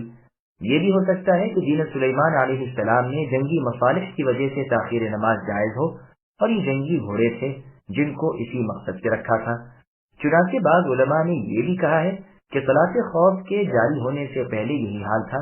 بعض کہتے ہیں جب تلواریں تنی ہوئی ہوں اور لشکر بھڑ گئے ہوں اور نماز کے لیے رکوع و سجود کا امکان ہی نہ ہو، تب یہ حکم ہے، جیسے کہ صحابہ رضی اللہ عنہم نے تستر کی فتح کے موقع پر کیا تھا، جس کو امام بخاری اپنی صحیح میں ذکر کرے ہیں۔ لیکن ہمارا پہلا قول ہی ٹھیک ہے، اس لیے کہ اس کے بعد ہی سلیمان علیہ السلام کا ان گھوڑوں کو دوبارہ طلب کرنا وغیرہ بیان ہوا ہے۔ انہیں کاٹ ڈالنے کا حکم دیا اور فرمایا کہ میرے رب تعالیٰ کی عبادت سے مجھے اس چیز میں غافل کر دیا، میں ایسی چیز ہی نہیں رکھنے کا۔ چنانچہ ان کی کوچیں کاٹ دی گئیں اور ان کی گردنیں ماری گئیں۔ لیکن ابن عباس رضی اللہ عنہما کا بیان ہے کہ سلیمان علیہ السلام نے گھوڑوں کی پیشانی کے بالوں وغیرہ پر ہاتھ پھیرا۔ یہ تمام روایات تفسیر ابن جریر طبری میں ہیں۔ امام ابن جریر رحمہ اللہ بھی اسی قول کو اختیار کرتے ہیں کہ بلا وجہ جانوروں کو ایذا پہنچانا ممنوع ہے۔ ان جانوروں کا قصور نہ تھا جو انہیں کٹوا دیتے، لیکن میں کہتا ہوں کہ ممکن ہے یہ بات ان کی شرع میں جائز ہو، خصوصاً ایسے وقت جبکہ وہ یاد الہی میں خارج ہوئے اور نماز کا وقت نکل گیا، تو دراصل یہ غصہ بھی اللہ کے لیے تھا۔ چنانچہ اسی وجہ سے ان گھوڑوں سے بھی تیز اور ہلکی چیز اللہ تعالیٰ نے اپنے نبی صلی اللہ علیہ وسلم کو عطا فرمائی، یعنی ہوا ان کے تابع کر دی۔ ابو قتادہ رحمہ اللہ اور ابو دہنا رحمہ اللہ اکثر حج کیا کرتے تھے۔ ان کا بیان ہے کہ ایک مرتبہ ایک گاؤں میں ہماری ایک بدوی سے ملاقات ہوئی تو اس نے کہا کہ رسول اللہ صلی اللہ علیہ وسلم نے میرا ہاتھ تھام کر مجھے بہت کچھ دینی تعلیم دی۔ اس نے یہ بھی فرمایا کہ اللہ تعالیٰ سے ڈر کر تم جس چیز کو چھوڑو گے اللہ تعالیٰ تمہیں اس سے بہتر چیز عطا فرمائیں گے۔ یہ روایت مسند احمد کی ہے۔ وَلَقَدْ فَتَنَّا سُلَيْمَانَ وَأَلْقَيْنَا عَلَى كُرْسِيِّهِ جَسَدًا ثُمَّ أَنَابَ قَالَ رَبِّ اغْفِرْ لِي وَهَبْ لِي مُلْكًا لَا يَنبَغِي لِأَحَدٍ مِّن بَعْدِي إِنَّكَ أَنتَ الْوَهَّابُ فَسَخَّرْنَا لَهُ الرِّيحَ تَجْرِي بِأَمْرِهِ رُخَاءً حَيْثُ أَصَابَ وَالشَّيَاطِينَ كُلَّ بَنَّاءٍ وَغَوَّاصٍ وآخرين مقرنين في الأصفاد هذا عطاؤنا فامنن أو أمسك بغير حساب وإن له عندنا لزلفى وحسن مآب۔ اور ہم نے سلیمان علیہ السلام کی آزمائش کی اور ان کے تخت پر ایک جسم ڈال دیا کہ انہوں نے رجوع کیا، کہا کہ اے اللہ مجھے بخش دیجیے اور مجھے ایسا ملک عطا فرمائیے جو میرے سوا کسی شخص کے لائق نہ ہو، آپ تو بڑے ہی دینے والے ہیں۔ بس ہم نے ہوا کو ان کے ماتحت کر دیا، وہ سلیمان علیہ السلام کے حکم سے جہاں آپ چاہتے بنرمی پہنچا دیا کرتی تھی، اور طاقتور جنات کو بھی ان کا ماتحت کر دیا، ہر عمارت بنانے والے کو اور غوطہ خور کو، اور دوسرے جنات کو بھی جو زنجیروں میں جکڑے رہتے۔ یہ ہے ہمارا عطیہ، اب اے سلیمان آپ احسان کیجیے یا روک رکھیے، کچھ حساب نہیں۔ ان کے لیے ہمارے پاس بڑا نزدیکی کا مرتبہ ہے اور بہت اچھا ٹھکانہ ہے۔ سامعین ملاتوں کی تفصیل سماعت کیجیے۔ سلیمان علیہ السلام کی آزمائش اور اختیارات۔ اللہ تعالیٰ فرماتے ہیں کہ ہم نے سلیمان علیہ السلام کا امتحان لیا اور ان کی کرسی پر ایک جسم ڈال دیا، یعنی شیطان۔ پھر وہ اپنے تخت و تاج کی طرف لوٹ آئے۔ اس شیطان کا نام صخر تھا یا آصف تھا یا فرد تھا یا حقیق تھا۔ یہ واقعہ اکثر مفسرین نے ذکر کیا ہے، کسی نے بہت تفصیل کے ساتھ، کسی نے بالکل مختصر۔ قتادہ رحمہ اللہ اس واقعے کو اس طرح بیان کرتے ہیں کہ سلیمان علیہ السلام کو بیت المقدس کی تعمیر کا حکم ہوا کہ اس طرح بناؤ کہ لوہے کی آواز بھی نہ سنی جائے۔ سلیمان علیہ السلام نے ہر چند تدبیریں کی لیکن کارگر نہ ہوئی۔ پھر آپ نے سنا کہ سمندر میں ایک شیطان ہے جس کا نام صخر ہے، وہ تو البتہ ایسی ترکیب بتا سکتا ہے۔ سلیمان علیہ السلام نے حکم دیا کہ اس کو کسی طرح لاؤ۔ ایک دریا سمندر میں نکلا تھا، ہر 7ویں دن اس میں لبالب پانی آ جاتا تھا اور یہی پانی یہ شیطان پیتا تھا۔ اس کا پانی نکال دیا گیا اور بالکل خالی کر دیا گیا، اور بالکل خالی کر کے پانی کو بند کر کے اس کے آنے والے دن اسے شراب سے پر کر دیا گیا۔ یہ جب آیا اور یہ حال دیکھا تو کہنے لگا، ہے تو یہ مزے کی چیز ہے لیکن دشمن کی عقل ہے، جہالت کو ترقی دینے والی چیز ہے۔ چنانچہ وہ پیاسا ہی چلا گیا۔ جب پیاس کی شدت ہوئی تو مجبوراً یہ سب کچھ کہتے ہوئے پینا ہی پڑا۔ اب عقل جاتی رہی اور اسے سلیمان علیہ السلام کی انگوٹھی دکھائی گئی، یا مونڈھوں کے درمیان اس سے مہر لگا دی گئی۔ یہ بے بس ہو گیا۔ سلیمان علیہ السلام کی حکومت اسی انگوٹھی کی وجہ سے تھی۔ جب یہ سلیمان علیہ السلام کے پاس پہنچا تو آپ نے اسے اس کام کے سر انجام دینے کا حکم دیا۔ یہ گیا اور ہدہد کے انڈے لے آیا اور انہیں جمع کر کے رکھ کر ان پر شیشہ رکھ دیا۔ ہدہد آیا، اس نے اپنے انڈے دیکھے، چاروں طرف گھوما لیکن دیکھا کہ ہاتھ نہیں آ سکتے، اڑ کر واپس چلا گیا اور الماس یعنی ہیرا لے آیا اور اس کو شیشے پر رکھ کر شیشے کو کاٹنا شروع کیا۔ آخر وہ کٹ گیا اور وہ اپنے انڈے لے گیا۔ اس الماس کو لے لیا گیا اور پھر اسی سے پتھر کاٹ کاٹ کر تعمیر شروع ہوئی۔ سلیمان علیہ السلام جو بیت الخلاء میں یا حمام میں جاتے تو انگوٹھی اتار جاتے۔ ایک دن حمام جانا تھا اور یہ شیطان آپ کے ساتھ تھا۔ سلیمان علیہ السلام اس وقت فرض غسل کے لیے جا رہے تھے۔ انگوٹھی اسی کو سونپ دی اور چلے گئے۔ اس نے انگوٹھی سمندر میں پھینک دی اور شیطان پر سلیمان علیہ السلام کی شکل ڈال دی گئی اور آگ سے تخت و تاج چھین گیا۔ سب چیزوں پر شیطان نے قبضہ کر لیا بجز آپ کی بیویوں کے کہ ان پر قابو نہ پا سکا۔ اب اس سے بہت سی غیر معروف باتیں بھی ظہور میں آنے لگی۔ تو اس زمانے میں ایک صاحب تھے جو ایسے ہی تھے جیسے نبی صلی اللہ علیہ وسلم کے زمانے میں عمر فاروق رضی اللہ عنہ۔ انہوں نے کہا، بھائی آزمائش کرنی چاہیے، مجھے تو یہ شخص سلیمان علیہ السلام نہیں معلوم ہوتا۔ چنانچہ ایک روز انہوں نے سوال کیا، کیوں جناب، اگر کوئی شخص رات کو جنبی ہو جائے اور سردی ہونے کی وجہ سے وہ سورج کے طلوع ہوتے تک غسل نہ کرے تو کیا کوئی حرج تو نہیں؟ اس نے جواب دیا، ہرگز نہیں۔ 40 دن تک یہ تخت سلیمان پر رہا۔ سلیمان علیہ السلام کو مچھلی کے پیٹ سے انگوٹھی مل گئی، ہاتھ میں پہنتے ہی پھر تمام چیزیں سلیمان علیہ السلام کی مطیع ہو گئی، یعنی فرمانبردار۔ اسی کا بیان اس آیت میں ہے۔ سدی رحمہ اللہ فرماتے ہیں کہ سلیمان علیہ السلام کی 100 بیویاں تھیں۔ آپ کو سب سے زیادہ اعتبار ان میں سے ایک بیوی پر تھا جن کا نام جرادہ تھا۔ جب جنبی ہوتے یعنی حالت جنابت میں یا رفع حاجت کے لیے جاتے یعنی پاخانہ پیشاب کرنے تو اپنی انگوٹھی انہی کو سونپ جاتے یعنی اپنی بیوی جرادہ کو۔ ایک مرتبہ سلیمان علیہ السلام پاخانے گئے، پیچھے سے ایک شیطان آپ کی صورت بنا کر آیا اور آپ کی بیوی سے انگوٹھی طلب کی، بیوی نے دے دی۔ یہ اس کو لیتے ہی تخت پر بیٹھ گیا۔ اب جو سلیمان علیہ السلام آئے اور انگوٹھی طلب کی تو بیوی صاحبہ نے کہا، آپ انگوٹھی تو لے گئے۔ آپ سمجھ گئے کہ اللہ تعالیٰ کی آزمائش ہے، نہایت پریشان حالی سے محل سے نکل گئے۔ اس شیطان نے 40 دن تک حکومت کی، لیکن احکام کی تبدیلی کو دیکھ کر علماء نے سمجھ لیا کہ یہ سلیمان علیہ السلام نہیں۔ چنانچہ ان علماء کی جماعت آپ علیہ السلام کی بیویوں کے پاس آئی اور ان سے کہا، یہ کیا معاملہ ہے؟ ہمیں سلیمان علیہ السلام کی ذات پر شبہ پیدا ہو گیا ہے۔ اگر یہ واقعی سلیمان ہے تو ان کی عقل جاتی رہی ہے، یا یہ کہ سلیمان علیہ السلام نہیں ہے، ورنہ ایسے خلاف شریعت احکام نہ دیتے۔ عورتیں یہ سن کر رونے لگی اور یہ لوگ وہاں سے واپس آ گئے اور تخت کے ارد گرد اسے گھیر کر بیٹھ گئے اور تورات کھول کر اس کی تلاوت شروع کر دی۔ یہ خبیث شیطان کلام اللہ تعالیٰ سے بھاگا اور انگوٹھی سمندر میں پھینک دی، جسے ایک مچھلی نکل گئی۔ سلیمان علیہ السلام یوں ہی اپنے دن گزارتے تھے۔ ایک مرتبہ سمندر کے کنارے نکل گئے، بھوک بہت لگی ہوئی تھی۔ ماہی گیروں یعنی مچھلی پکڑنے والوں کو مچھلیاں پکڑتے ہوئے دیکھ کر ان کے پاس آ کر ان سے ایک مچھلی مانگی اور اپنا نام بھی بتایا۔ اس پر بعض لوگوں کو بڑا طیش آیا کہ دیکھو، بھیک مانگا، اپنے آپ کو سلیمان علیہ السلام بتاتا ہے۔ انہوں نے سلیمان علیہ السلام کو مارنا پیٹنا شروع کیا۔ سلیمان علیہ السلام زخمی ہو گئے اور ایک کنارے جا کر اپنے زخم کا خون دھونے بیٹھے۔ بعض مچھلی پکڑنے والوں کو رحم آ گیا کہ ایک سائل کو خواہ مخواہ مارا، جاؤ بھائی اسے 2 مچھلیاں دے آؤ، بھوکا ہے بھون کھائے گا۔ چنانچہ وہ مچھلیاں آپ کو دے آئے۔ بھوک کی وجہ سے سلیمان علیہ السلام اپنے زخموں کو اور خون کو تو بھول گئے اور جلدی سے مچھلی کا پیٹ چاک کرنے بیٹھ گئے۔ اللہ تعالیٰ کی قدرت سے مچھلی کے پیٹ سے وہ انگوٹھی نکلی۔ سلیمان علیہ السلام نے اللہ تعالیٰ کی تعریف بیان کی اور انگوٹھی انگلی میں ڈال لی۔ اسی وقت پرندوں نے آ کر آپ پر سایہ کر لیا اور لوگوں نے پہچان لیا اور آپ سے عذر و معذرت کرنے لگے۔ سلیمان علیہ السلام نے فرمایا یہ سب امر ربی تھا، اللہ تعالیٰ کی طرف سے ایک امتحان تھا۔ سلیمان علیہ السلام تشریف لے آئے اور اپنے تخت پر بیٹھ گئے اور حکم دیا کہ اس شیطان کو جہاں بھی وہ ہو گرفتار کر لاؤ۔ چنانچہ اس کو قید کر لیا گیا۔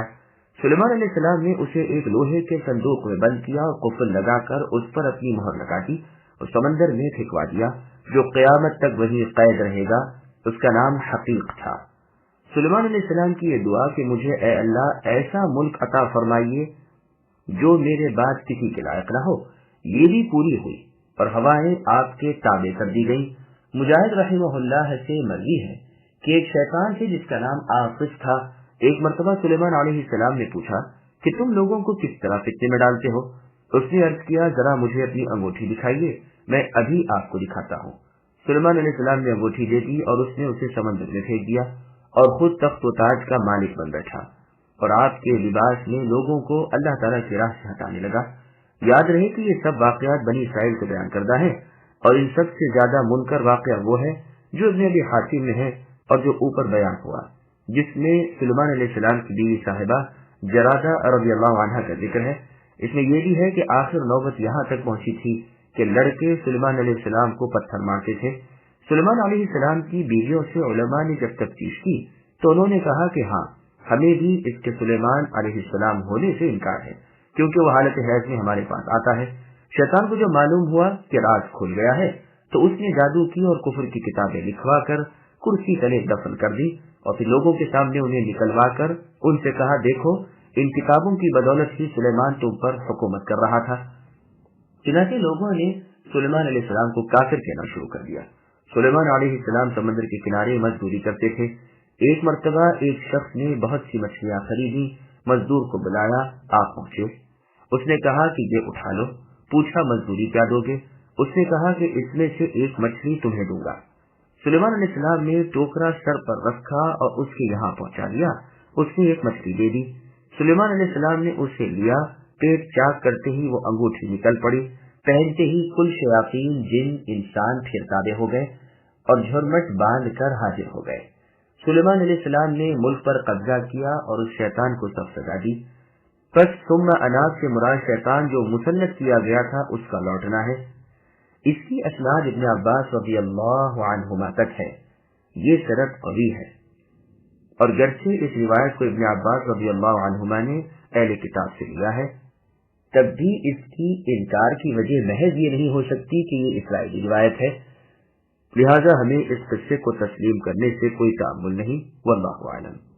اہل کتاب کی ایک جماعت سلیمان علیہ السلام کو نبی نہیں مانتی تھی، تو عجب نہیں کہ یہ بیہودہ قصہ اسی خبیث جماعت کا کھڑا ہوا ہو۔ اس میں تو وہ چیزیں بھی ہیں جو بالکل منکر ہی ہیں، خصوصاً اس شیطان کا سلیمان علیہ السلام کی عورتوں کے پاس جانا، اور ائمہ رحمہم اللہ نے بھی ایسے ہی قصے بیان تو کیے ہیں، لیکن اس بات کا سب نے انکار کیا ہے اور کہا ہے کہ جن سلیمان علیہ السلام کی بیویوں کے پاس نہیں جا سکا اور نبی کے گھرانے کی عورتوں کی عصمت و شرافت کا تقاضا بھی یہی ہے۔ اور بھی بہت سے لوگوں نے ان واقعات کو بہت تفصیل سے بیان کیا ہے، لیکن سب کی اصل یہی ہے کہ وہ بنی اسرائیل اور اہل کتاب سے لیے گئے ہیں، واللہ اعلم۔ شیبانی رحمہ اللہ فرماتے ہیں سلیمان علیہ السلام نے اپنی انگوٹھی اسقلان میں پائی تھی اور بیت المقدس تک تواضعاً آپ پیدل چلے تھے۔ امام ابن حاتم رحمہ اللہ نے صفت سلیمان علیہ السلام میں کعب الاحبار رحمہ اللہ سے ایک عجیب خبر روایت کی ہے۔ ابو اسحاق مصری کہتے ہیں کہ جب ارم ذات العماد کے قصے سے کعب رحمہ اللہ نے فراغت حاصل کی تو معاذ رضی اللہ عنہ نے کہا ابو اسحاق آپ سلیمان علیہ السلام کی کرسی کا ذکر بھی کیجیے، تو فرمایا کہ وہ ہاتھی دانت کی تھی، در و یاقوت زبرجد اور لؤلؤ سے مرصع تھی اور چاروں طرف اس کے سونے کے کھجور کے درخت بنے ہوئے تھے جن کے خوشے بھی موتیوں کے تھے۔ ان میں جو داہنی جانب تھے ان کے سرے پر سونے کے مور تھے اور بائیں طرف والوں پر گدھ تھے اور وہ بھی سونے کے تھے۔ اس کرسی کے پہلے درجے پر داہنی جانب 2 درخت صنوبر کے سونے کے تھے اور بائیں جانب 2 شیر سونے کے بنے ہوئے تھے. ان کے سروں پر 2 ستون زبرجد کے تھے اور کرسی کے دونوں جانب انگور کی سنہری بیلیں تھیں جو کرسی کو ڈھانپے ہوئے تھی. اس کے خوشے بھی سرخ موتی کے تھے. پھر کرسی کے اعلیٰ درجے پر 2 شیر سونے کے بہت بڑے بنے ہوئے تھے جن کے اندر خول تھا. ان میں مشک و عنبر بھرا رہتا تھا. سلیمان علیہ السلام جب کرسی پر آتے تو یہ شیر حرکت کرتے اور ان کے گھومنے سے ان کے اندر سے مشک و عنبر چاروں طرف چھڑک دیا جاتا. پھر 2 ممبر سونے کے بچھا دیے جاتے، ایک سلیمان علیہ السلام کے وزیر کا اور ایک اس وقت کے سب سے بڑے عالم کا. پھر کرسی کے سامنے 70 ممبر سونے کے اور بچھا دیے جاتے جن پر بنی اسرائیل کے قاضی، ان کے علماء اور ان کے سردار بیٹھتے. ان کے پیچھے 35 ممبر سونے کے اور ہوتے تھے جو خالی رہا کرتے تھے. سلیمان علیہ السلام جو تشریف لاتے تو پہلے زینے پر قدم رکھتے ہی کرسی ان تمام چیزوں سمیت گھوم جاتی. شیر اپنا داہنا قدم آگے بڑھا دیتا اور گدھ اپنا بایاں پر پھیلا دیتا. جب دوسرے درجے پر قدم رکھتے تو شیر اپنا بایاں ہاتھ پھیلا دیتا اور گدھ اپنا داہنا پر. جب سلیمان علیہ السلام تیسرے درجے پر چڑھ جاتے اور کرسی پر بیٹھ جاتے تو ایک بڑا گدھ آپ کا تاج لے کر آپ کے سر پر رکھتا. پھر کرسی تیزی سے گھومتی. معاویہ رضی اللہ عنہ نے پوچھا، آخر اس کی کیا وجہ؟ کعب الاحبار رحمہ اللہ نے فرمایا، وہ ایک سونے کی لاٹ پر تھی جو صخر نامی جن نے بنائی تھی. اس کے گھومتے ہی نیچے والے مور، گدھ وغیرہ سب اوپر آ جاتے اور سر جھکاتے، پروں کو پھڑپھڑاتے، جس سے سلیمان علیہ السلام کے جسم پر مشک و عنبر کا چھڑکاؤ ہو جاتا. پھر ایک سونے کا کبوتر تورات اٹھا کر سلیمان علیہ السلام کے ہاتھ میں دیتا جسے آپ تلاوت فرماتے. لیکن یہ روایت بالکل غریب ہے. سلیمان علیہ السلام کی دعا کا مطلب یہ ہے کہ مجھے اے اللہ ایسا ملک دیجیے کہ مجھ سے کوئی دوسرا اس کو چھین نہ سکے، جیسے کہ اس جسم کا واقعہ ہوا جو سلیمان علیہ السلام کی کرسی پر ڈال دیا گیا تھا. یہ مطلب نہیں کہ آپ دوسروں کے لیے ایسے ملک کے نہ ملنے کی دعا کرتے ہوں، لیکن جو بعض لوگوں نے یہ معنی لیے ہیں وہ کچھ ٹھیک نہیں نظر آتے، بلکہ صحیح مطلب یہی ہے کہ سلیمان علیہ السلام کی دعا کا یہی مطلب تھا کہ مجھے اے اللہ ایسا ملک اور سلطنت دی جائے کہ میرے بعد پھر کسی اور شخص کو ایسی سلطنت نہ ملے.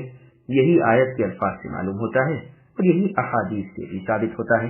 صحیح بخاری میں ہے کہ رسول اللہ صلی اللہ علیہ وسلم نے ایک مرتبہ فرمایا کہ ایک سرکش جن نے گزشتہ شب مجھ پر زیادتی کی اور میری نماز بگاڑ دینی چاہی، لیکن اللہ تعالیٰ نے مجھے اس پر قابو دے دیا اور میں نے چاہا کہ میں اسے مسجد کے اس ستون سے باندھ دوں تاکہ صبح تم سب اسے دیکھو. لیکن اسی وقت مجھے میرے بھائی سلیمان علیہ السلام کی دعا یاد آ گئی. راوی حدیث روح رحمہ اللہ فرماتے ہیں، پھر رسول اللہ نے اسے ذلیل و خوار کر کے چھوڑ دیا، یعنی اس شیطان کو جس نے آپ کی رات نماز بگاڑنی چاہیے. اور روایت میں ہے کہ رسول اللہ صلی اللہ علیہ وسلم نماز میں کھڑے ہوئے تو ہم نے سنا کہ رسول اللہ نے فرمایا اعوذ باللہ منک، یعنی میں تجھ سے اللہ کی پناہ مانگتا ہوں. پھر نبی صلی اللہ علیہ وسلم نے 3 بار فرمایا العنک بلعنت اللہ، یعنی میں تجھ پر اللہ تعالیٰ کی لعنت بھیجتا ہوں.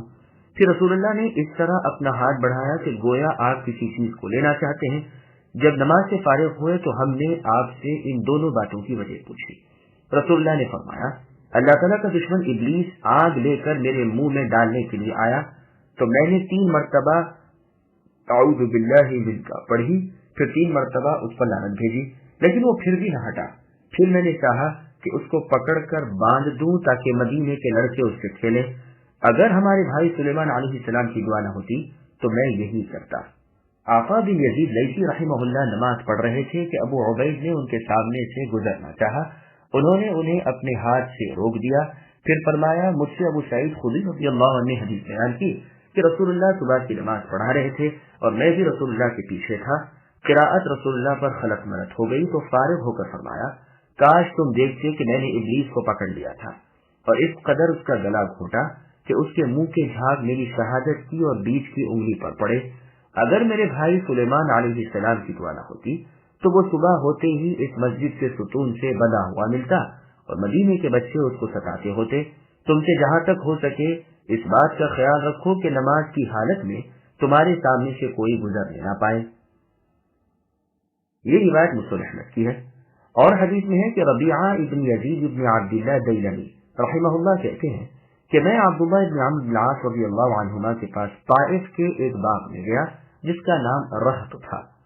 آپ اس وقت ایک قریشی کا ہاتھ پکڑے ہوئے تھے جو زانی اور شرابی تھا۔ میں نے ان سے کہا مجھے پتا چلا ہے کہ آپ یہ حدیث بیان فرماتے ہیں کہ جو ایک گھونٹ شراب پیے گا اللہ تعالیٰ 40 دن تک اس کی توبہ قبول نہ فرمائیں گے، اور برا آدمی وہ ہے جو ماں کے پیٹ میں ہی برا ہو گیا ہے۔ جو شخص صرف نمازی کی نیت سے بیت المقدس کی مسجد میں جائے تو وہ گناہوں سے ایسا پاک ہو جاتا ہے جیسے آج ہی اپنی ماں کے پیٹ سے پیدا ہوا ہو۔ وہ شرابی شخص جس کو عبداللہ رضی اللہ عنہ پکڑے ہوئے تھے، وہ تو شراب کا ذکر سنتے ہی جھٹکا دے کر اپنا ہاتھ چھڑا کر بھاگ گیا۔ اب عبداللہ رضی اللہ نے فرمایا، کسی کو حلال نہیں کہ میرے ذمے وہ بات منسوب کرے جو میں نے نہ کی ہو۔ میں نے تو رسول اللہ سے اس طرح سنا ہے کہ جو شخص شراب کا ایک گھونٹ بھی پی لے اس کی 40 دن کی نماز مقبول نہیں، اگر وہ توبہ کرے تو اللہ تعالیٰ اس کی توبہ قبول فرماتے ہیں، پھر اگر دوبارہ لوٹے پھر 40 دن تک کی نمازیں نامقبول ہیں، پھر اگر توبہ کر لے تو توبہ مقبول ہے۔ مجھے اچھی طرح یاد نہیں کہ تیسری یا چوتھی مرتبہ میں فرمایا کہ اگر پھر لوٹے گا یعنی پھر شراب پیے گا تو یقیناً اللہ تعالیٰ اس کو دوزخیوں کے بدن کا خون، پیٹ اور پیشاب وغیرہ قیامت کے دن پلائیں گے۔ اور رسول اللہ سے میں نے سنا ہے کہ اللہ عز و جل نے اپنی مخلوق کو اندھیرے میں پیدا کیا، پھر ان پر اپنا نور ڈالا، جس پر وہ نور اس دن پڑ گیا وہ تو ہدایت والا ہو گیا، اور جس تک وہ نور نہ پہنچا وہ بھٹک گیا۔ اسی لیے میں کہتا ہوں کہ اللہ عز و جل کے علم کے مطابق قلم چل چکا۔ اور میں نے رسول اللہ سے سنا ہے کہ سلیمان علیہ السلام نے اللہ تعالیٰ سے 3 دعائیں کی، جن میں سے 2 تو ان کو مل گئیں اور ہمیں امید ہے کہ تیسری ہمارے لیے ہو۔ مجھے ایسا حکم دیجیے جو میرے حکم کے موافق ہو، مجھے ایسا ملک دیجیے جو میرے بعد کسی کے لیے لائق نہ ہو۔ جو شخص اپنے گھر سے اس مسجد یعنی مسجد الاقصی کی نماز کے ارادے ہی سے نکلے تو جب وہ لوٹے تو ایسا ہو جائے گویا آج ہی پیدا ہوا ہو۔ بس ہمیں امید ہے کہ یہ ہمارے لیے اللہ تعالیٰ نے دی ہو۔ ابن عساکر میں ہے کہ داؤد علیہ السلام نے دعا کی کہ باری تعالیٰ سلیمان کے ساتھ بھی ایسے لطف و کرم سے پیش آئیے جو لطف و کرم آپ کا مجھ پر رہا۔ تو وحی نازل ہوئی کہ سلیمان سے کہہ دو وہ بھی اسی طرح میرا رہے جس طرح تم اے داؤد میرے تھے، تو میں بھی ان کے ساتھ ہو جاؤں گا جیسے کہ تمہارے ساتھ تھا۔ پھر بیان ہو رہا ہے کہ جب سلیمان علیہ السلام نے اللہ تعالیٰ کی محبت میں آ کر ان خوبصورت پیارے وفادار تیز رو گھوڑوں کو کاٹ ڈالا تو اللہ تبارک و تعالیٰ نے انہیں ان کے عوض ان سے بہتر چیز عطا فرمائی، یعنی ہوا کو ان کے تابع فرمان کر دیا، جو 1 مہینے کی راہ کو صبح کی 1 گھڑی میں طے کر دیتی تھی، اور اسی طرح شام کو جہاں کا ارادہ کرتے وہیں ذرا سی دیر میں پہنچا دیتی۔ جنات کو بھی سلیمان علیہ السلام کے تابع کر دیا۔ ان میں سے بعض بڑی اونچی لمبی سنگین پختہ عمارت کے بنانے کے کام سر انجام دیتے تھے جو انسانی طاقت سے باہر تھا، اور بعض غوطہ خور تھے جو سمندر کی تہ میں سے لؤلؤ اور جواہر اور دیگر قسم کی نفیس و نادر چیزیں لا دیتے تھے۔ پھر اور کچھ تھے جو بھاری بھاری بیڑیوں میں جکڑے رہتے تھے۔ یہ یا تو وہ تھے جو حکومت سے سرکاری کرتے تھے، یا کام کاج میں شرارت اور کمی کرتے تھے، یا لوگوں کو ستاتے اور ایذا دیتے تھے۔ یہ ہے ہماری مہربانی اور ہماری بخشش اور ہمارا انعام اور ہمارا عطیہ۔ اب اے سلیمان آپ کو اختیار ہے جس سے جو چاہے سلوک کریں، سب بے حساب ہے، کسی پر پکڑ نہیں، جو آپ کی زبان سے نکلے گا وہ حق ہوگا۔ صحیح حدیث میں ہے کہ جب رسول اللہ صلی اللہ علیہ وسلم کو اختیار دیا گیا کہ اگر چاہیں عبد و رسول رہیں، یعنی جو حکم دیا جائے بجا لاتے رہیں، اور اگر چاہیں نبی اور بادشاہ بنا دیے جائیں، جسے چاہیں دیں اور جسے چاہیں نہ دیں، اور اس کا کوئی حساب اللہ تعالیٰ کے ہاں نہ لیا جائے۔ تو رسول اللہ نے جبریل علیہ السلام سے مشورہ لیا اور آپ کے مشورے سے پہلی بات قبول فرمائی، یعنی بندہ اور رسول، کیونکہ فضیلت کے لحاظ سے اور اعلیٰ ولی ہے، گو نبوت و سلطنت بھی بڑی چیز ہے۔ اسی لیے سلیمان علیہ السلام کے دنیاوی عز و جاہ بیان کرتے ہی اللہ تعالیٰ نے فرمایا کہ وہ دار آخرت میں بھی ہمارے پاس بڑے مرتبے اور بہترین بزرگی اور اعلیٰ تر قرب و نزدیکی رکھتے ہیں۔ صحیح مسلم کی نیز صحیح ابن حبان کی ایک اور روایت میں ہے کہ رسول اللہ صلی اللہ علیہ وسلم نماز میں کھڑے ہوئے تو ہم نے سنا کہ رسول اللہ نے فرمایا اعوذ باللہ منک، پھر رسول اللہ نے 3 بار فرمایا العنک بلعنت اللہ. پھر رسول اللہ نے اس طرح اپنا ہاتھ بڑھایا کہ گویا آپ کسی چیز کو لینا چاہتے ہیں. جب فارغ ہوئے تو ہم نے رسول اللہ سے ان دونوں باتوں کی وجہ پوچھی. رسول اللہ نے فرمایا اللہ تعالیٰ کا دشمن ابلیس آگ لے کر میرے منہ میں ڈالنے کے لیے آیا تو میں نے 3 مرتبہ اعوذ پڑھی، پھر 3 مرتبہ اس پر لعنت بھیجی، لیکن وہ پھر بھی نہ ہٹا. پھر میں نے چاہا کہ اس کو پکڑ کر باندھ دوں تاکہ مدینے کے لڑکے اس سے کھیلیں.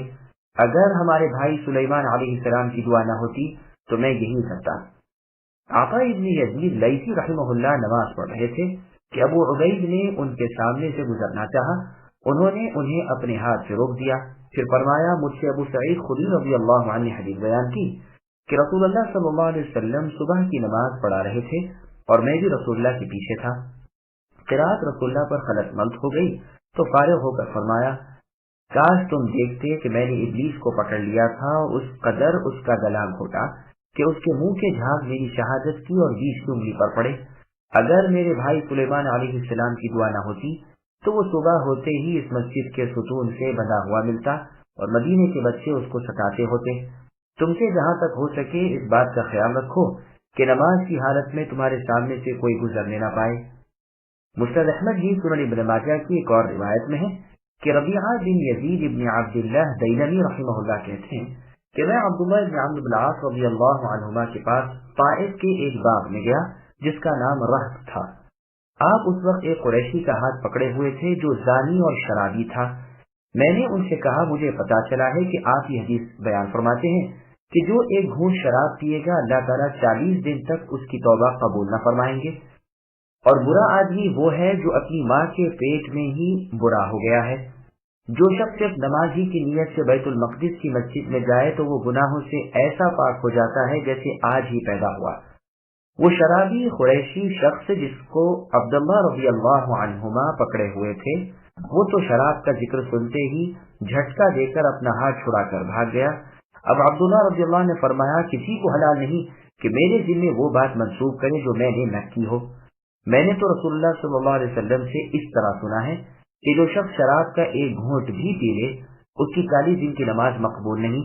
اگر وہ توبہ کرے تو اللہ تعالیٰ اس کی توبہ قبول فرماتے ہیں، پھر اگر دوبارہ لوٹے پھر 40 دن تک کی نمازیں نامقبول ہیں، پھر اگر توبہ کر لے تو توبہ مقبول ہے.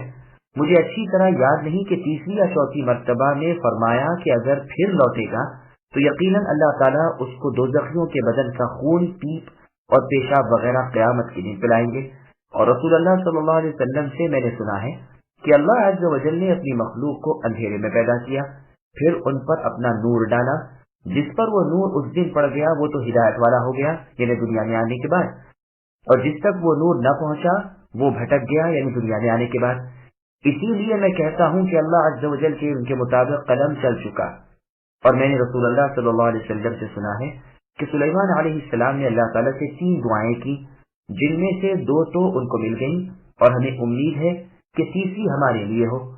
سلیمان علیہ السلام نے دعا مانگی کہ اے اللہ مجھے ایسا حکم دیجیے جو آپ کے حکم کے موافق ہو، اور مجھے ایسا ملک دیجیے جو میرے بعد کسی کے لیے لائق نہ ہو. جو شخص اپنے گھر سے اس مسجد یعنی مسجد الاقصی کی نماز کے ارادے ہی سے نکلے تو جب وہ لوٹے تو ایسا ہو جائے گویا آج ہی پیدا ہوا. بس ہمیں امید ہے کہ یہ ہمارے لیے اللہ تعالیٰ نے دی ہو. ایک روایت میں ہے کہ داؤد علیہ السلام کے انتقال کے بعد اللہ تعالیٰ نے سلیمان علیہ السلام سے فرمایا مجھ سے اپنی حاجت طلب کرو. سلیمان علیہ السلام نے عرض کیا اے اللہ مجھے ایسا دل دیجیے جو آپ سے ڈرتا رہے، جیسے کہ میرے والد داؤد علیہ السلام کا دل آپ سے خوف کیا کرتا تھا، اور میرے دل میں اپنی محبت ڈال دیجیے جیسے کہ میرے والد داؤد علیہ السلام کے دل میں آپ کی محبت تھی. اس پر اللہ تعالیٰ بہت خوش ہوئے کہ میرا بندہ عین میری عطا کے وقت بھی مجھ سے میرا ڈر اور میری محبت طلب کرتا ہے. مجھے اپنی قسم میں اسے اتنی بڑی سلطنت دوں گا جو اس کے بعد کسی کو نہ ملے. پھر اللہ تعالیٰ نے ان کی ماتحتی میں ہوائیں کر دی اور جنات کو بھی ان کا ماتحت کر دیا، اور اس قدر ملک و مال پر بھی انہیں حساب قیامت سے آزاد کر دیا. تاریخ ابن عساکر میں ہے کہ داؤد علیہ السلام نے دعا کی کہ اے اللہ سلیمان کے ساتھ بھی ایسے لطف و کرم سے پیش آئیے جو لطف و کرم آپ کا مجھ پر رہا. تو وہی نازل ہوئی کہ سلیمان سے کہہ دو وہ بھی اسی طرح میرے رہیں جس طرح تم میرے تھے. تو میں بھی ان کے ساتھ ہو جاؤں گا جیسے کہ تمہارے ساتھ تھا۔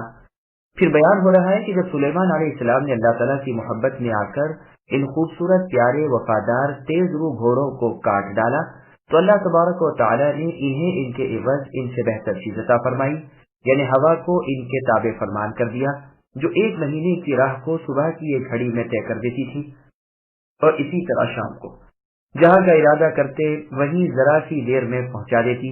جنات کو بھی سلیمان علیہ السلام کے تابع کر دیا، ان میں سے بعض بڑی اونچی لمبی سنگین پختہ عمارت کے بنانے کے کام سر انجام دیتے تھے جو انسانی طاقت سے باہر تھا، اور بعض غوطہ خور تھے جو سمندر کی تہ میں سے لؤلؤ اور جواہر اور دیگر قسم قسم کی نفیس و نازک چیزیں لا دیتے تھے۔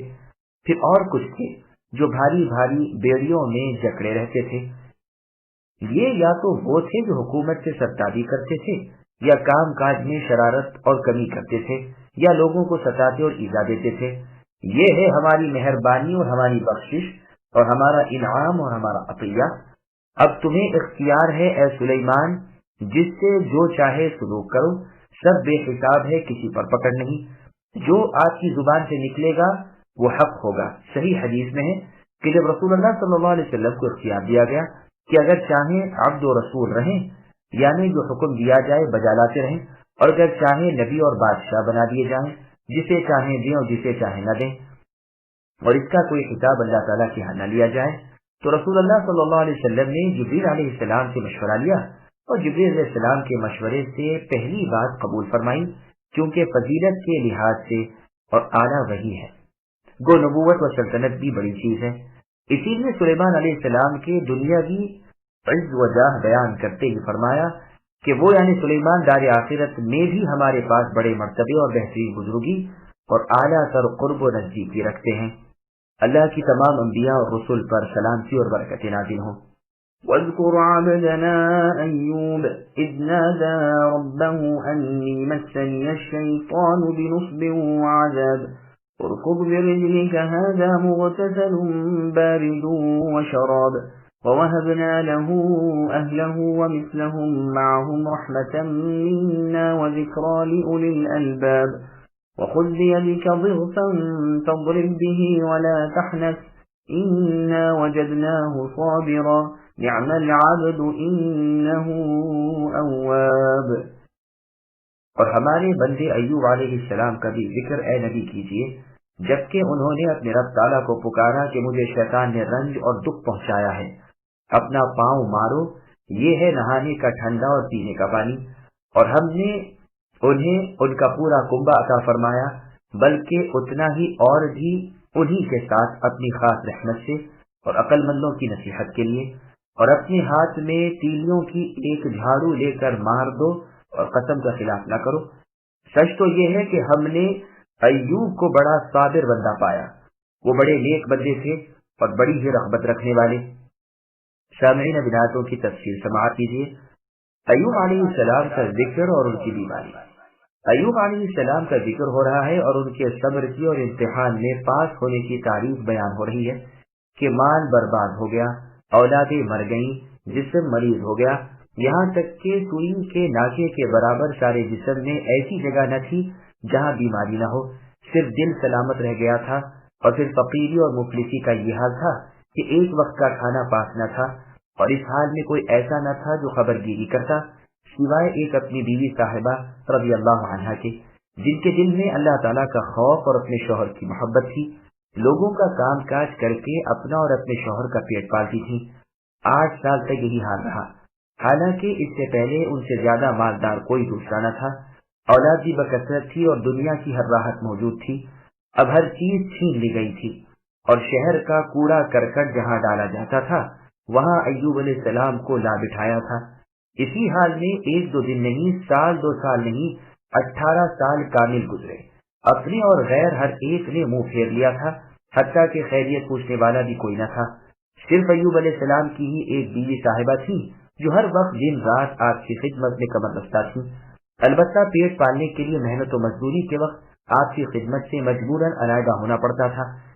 بالآخر دور آزمائش کے ختم ہونے کا وقت آیا، اور اس برگزیدہ بندے نے رب العالمین اور تمام مرسلین کے معبود یکتا اللہ تعالیٰ کی بارگاہ میں تضرع و زاری کی اور کپکپاتے ہوئے ہونٹوں حضور قلب کے ساتھ دعا کی کہ اے میرے پروردگار، اے میرے پالنہار اللہ، مجھے دکھ نے تڑپا دیا ہے اور آپ تمام رحم کرنے والوں سے بڑھ کر اور بہتر رحم کرنے والے ہیں۔ یہاں جو دعا ہے اس میں جسمانی تکلیف اور مال و اولاد کے دکھ درد کا ذکر ہے۔ اسی وقت رحیم و کریم اللہ تعالیٰ نے ان کی دعا کو قبول فرمایا اور حکم ہوا کہ زمین پر اپنا پاؤں مارو۔ پاؤں لگتے ہی وہاں ایک چشمہ ابلنے لگا۔ حکم ہوا کہ اس پانی سے غسل کر لو۔ غسل کرتے ہی بدن کی تمام بیماری اس طرح جاتی رہی گویا تھی ہی نہیں۔ پھر حکم ہوا کہ اور جگہ ایڑی مارو۔ وہاں پاؤں مارتے ہی دوسرا چشمہ جاری ہو گیا۔ حکم ہوا کہ اس کا پانی پی لو۔ اس پانی کے پیتے ہی اندرونی بیماریاں بھی جاتی رہیں اور ظاہر و باطن کی عافیت اور کامل تندرستی حاصل ہو گئی۔ ابن جریر اور ابن ابی حاتم کی تفسیر میں ہے کہ رسول اللہ صلی اللہ علیہ وسلم فرماتے ہیں 18 سال تک اللہ تعالیٰ کے پیغمبر ایوب علیہ السلام دکھ درد میں مبتلا رہے، اپنے اور غیر سب نے چھوڑ دیا۔ ہاں، ایوب علیہ السلام کے 2 مخلص دوست صبح شام خیریت اور مزاج پرسی کے لیے آ جایا کرتے تھے۔ ایک مرتبہ ایک نے دوسرے سے کہا، میرا خیال یہ ہے کہ ایوب علیہ السلام نے اللہ تعالیٰ کی کوئی بڑی نافرمانی کی ہے کہ 18 سال سے اس بلا میں مبتلا ہے اور اللہ تعالیٰ ان پر رحم نہیں کرتے۔ اس دوسرے شخص نے شام کو ایوب علیہ السلام سے اس شخص کی یہ بات ذکر کر دی۔ ایوب علیہ السلام کو سخت رنج ہوا اور فرمایا، میں نہیں جانتا کہ وہ ایسا کیوں کہتے ہیں۔ اللہ تعالیٰ خوب جانتے ہیں کہ میری تو یہ حالت تھی کہ جب 2 شخصوں کو آپس میں جھگڑتے دیکھتا اور دونوں اللہ تعالیٰ کو بیچ میں لاتے تو مجھ سے یہ نہ دیکھا جاتا کہ اللہ تعالیٰ کے عزیز نام کی اس طرح یاد کی جائے، کیونکہ 2 میں سے ایک تو ضرور مجرم ہوگا اور دونوں اللہ تعالیٰ کا نام لے رہے ہیں، تو میں اپنے پاس سے دے دلا کر ان کے جھگڑے کو ختم کر دیتا کہ اللہ تعالیٰ کے نام کی بے ادبی نہ ہو۔ ایوب علیہ السلام سے اس وقت چلا پھرا بلکہ اٹھا بیٹھا بھی نہیں جاتا تھا۔ پاخانے کے بعد آپ کی بیوی صاحبہ آپ کو اٹھا کر لاتی تھی۔ ایک مرتبہ وہ موجود نہ تھی، آپ کو بہت تکلیف ہوئی۔ آپ نے اس روز اللہ تعالیٰ کی بارگاہ میں اپنی صحت کے لیے دعا کی۔ اللہ تعالیٰ کی طرف سے وحی ہوئی کہ زمین پر لات مارو۔ بہت دیر کے بعد جب ایوب علیہ السلام کی بیوی صاحبہ آئیں تو کیا دیکھتی ہیں کہ مریض شوہر تو ہے نہیں اور کوئی دوسرا تندرست شخص نورانی چہرے والا بیٹھا ہوا ہے۔ پہچان نہ سکی اور دریافت کرنے لگی کہ اے اللہ کے نیک بندے، یہاں اللہ کے ایک نبی ایوب علیہ السلام جو درد دکھ میں مبتلا تھے انہیں دیکھا ہے۔ اللہ کی قسم جب وہ تندرست تھے تو قریب قریب آپ جیسے ہی تھے۔ ایوب علیہ السلام نے سن کر فرمایا، وہ میں ہی ہوں۔ راوی کہتے ہیں کہ ایوب علیہ السلام کی 2 کوٹھیاں تھیں، ایک گیہوں کے لیے اور ایک جو کے لیے۔ اللہ تعالیٰ نے 2 ابر بھیجے، ایک نے سونا برسا اور ایک کوٹھی اناج کی اس سے بھر گئی اور دوسرے میں سے بھی سونا برسا اور دوسری بھی بھر گئی۔ یہ روایت تفسیر ابن جریر طبری اور ابن ابی حاتم کی ہے۔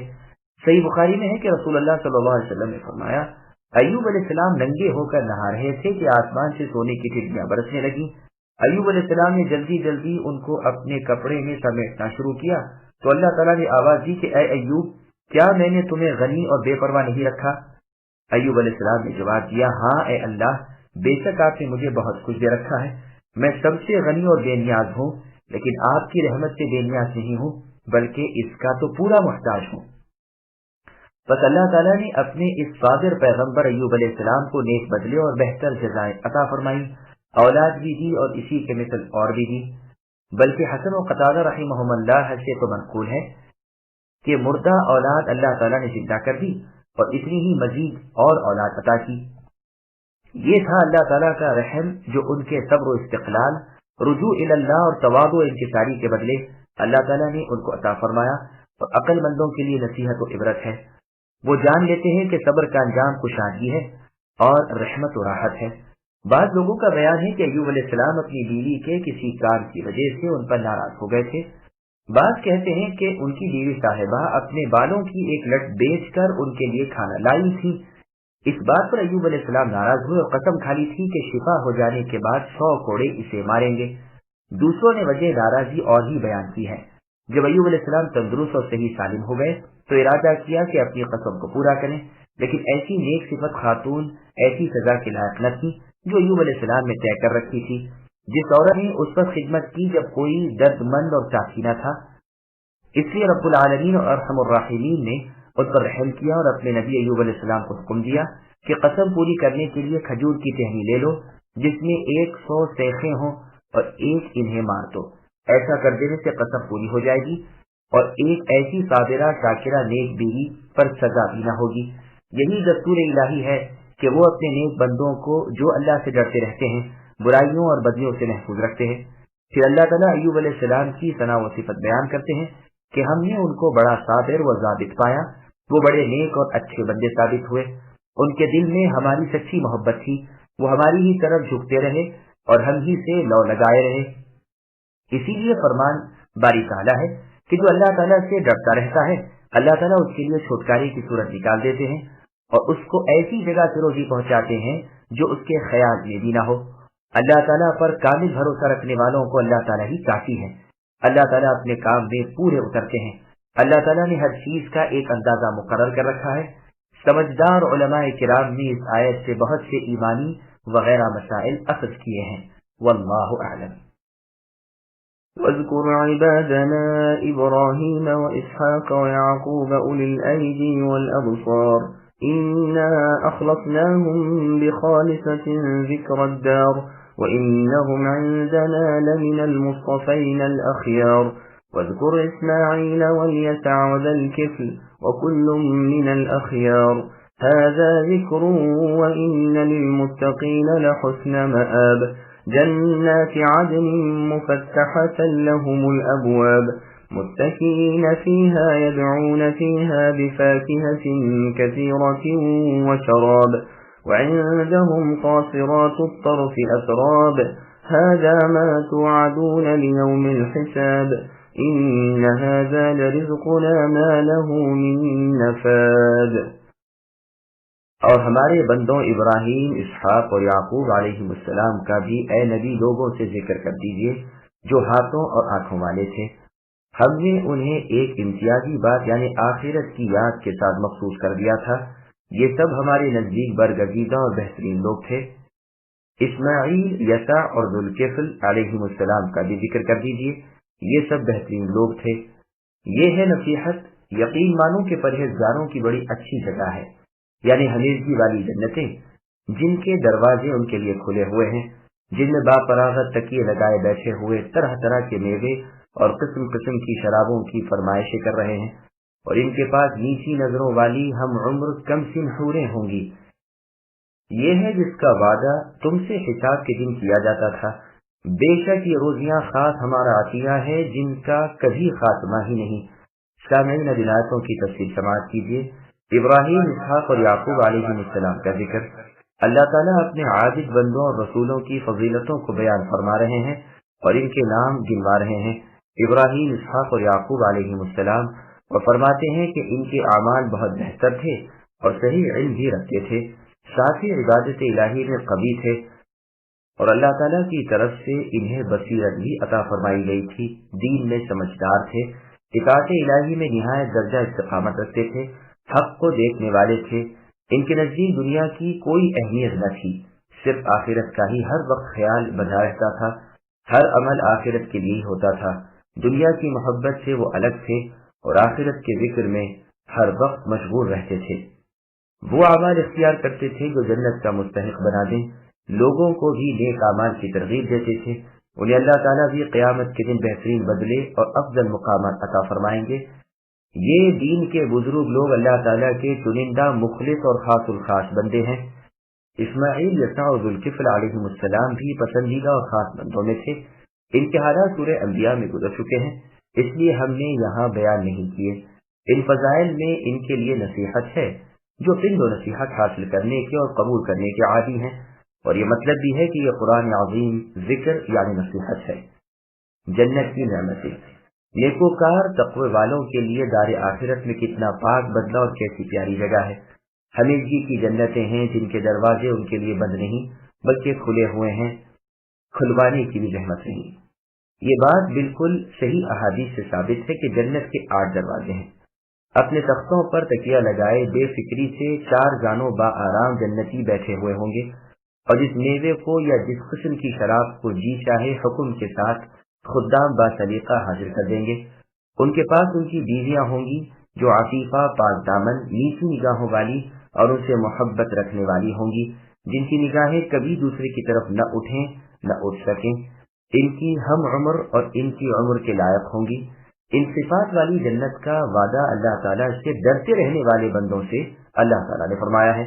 قیامت کے دن یہ اس جنت کے وارث و مالک ہوں گے، جبکہ قبروں سے اٹھ کر آگ سے نجات پا کر حساب سے فارغ ہو کر یہاں جا کر بآرام بسیں گے۔ یہ ہے ہمارا انعام جس میں نہ کبھی کمی آئے گی اور نہ یہ منقطع ہوں گی، جیسا کہ اللہ تعالیٰ نے سورہ نحل کی آیت نمبر 96 میں فرمایا، ما عندکم ینفد وما عند اللہ باق، کہ اے انسانوں تمہارے پاس جو کچھ ہے وہ ختم ہو جاتا ہے اور اللہ تعالیٰ کے پاس جو ہے وہ باقی رہنے والا ہے۔ اور سورہ ہود کی آیت نمبر 108 میں فرمایا غیر مجذوذ، اور سورہ قلم کی آیت نمبر 3 میں فرمایا غیر ممنون، مطلب یہ ہے کہ نہ اس میں کبھی کمی اور گھاٹا آئے گا اور نہ کبھی وہ ختم اور فنا ہوگا، جیسا کہ اللہ تعالیٰ نے سورہ رعد کی آیت نمبر 35 میں فرمایا اکلها دائم وظلها الآیہ، یعنی اس جنت کے میوے اور کھانے پینے اور اس کے سائے دائمی ہیں، ہمیشگی والے ہیں۔ پرہیزگاروں کا انجام یہی ہے اور کافروں کا انجام جہنم ہے۔ اس مضمون کی اور بھی بہت سی آیتیں ہیں۔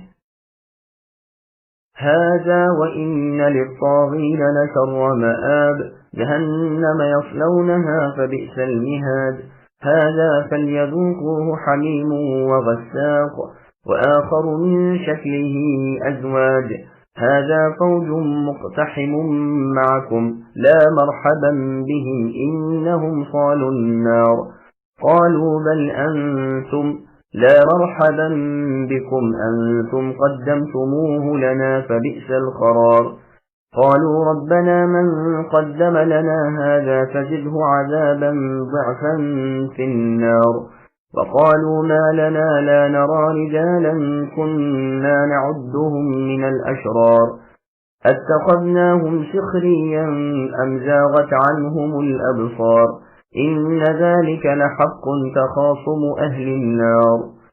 یہ تو ہوئی جزا اہل جنت کی۔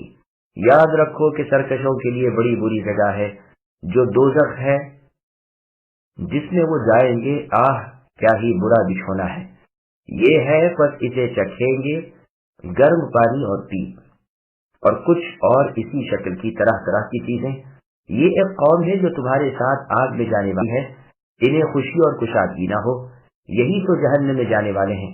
وہ کہیں گے بلکہ تم ہی ہو کہ تمہیں خوشی نہ ہو، تم ہی نے تو اسے پہلے ہی سے ہمارے سامنے لا رکھا تھا، پس رہنے کی بڑی بری جگہ ہے۔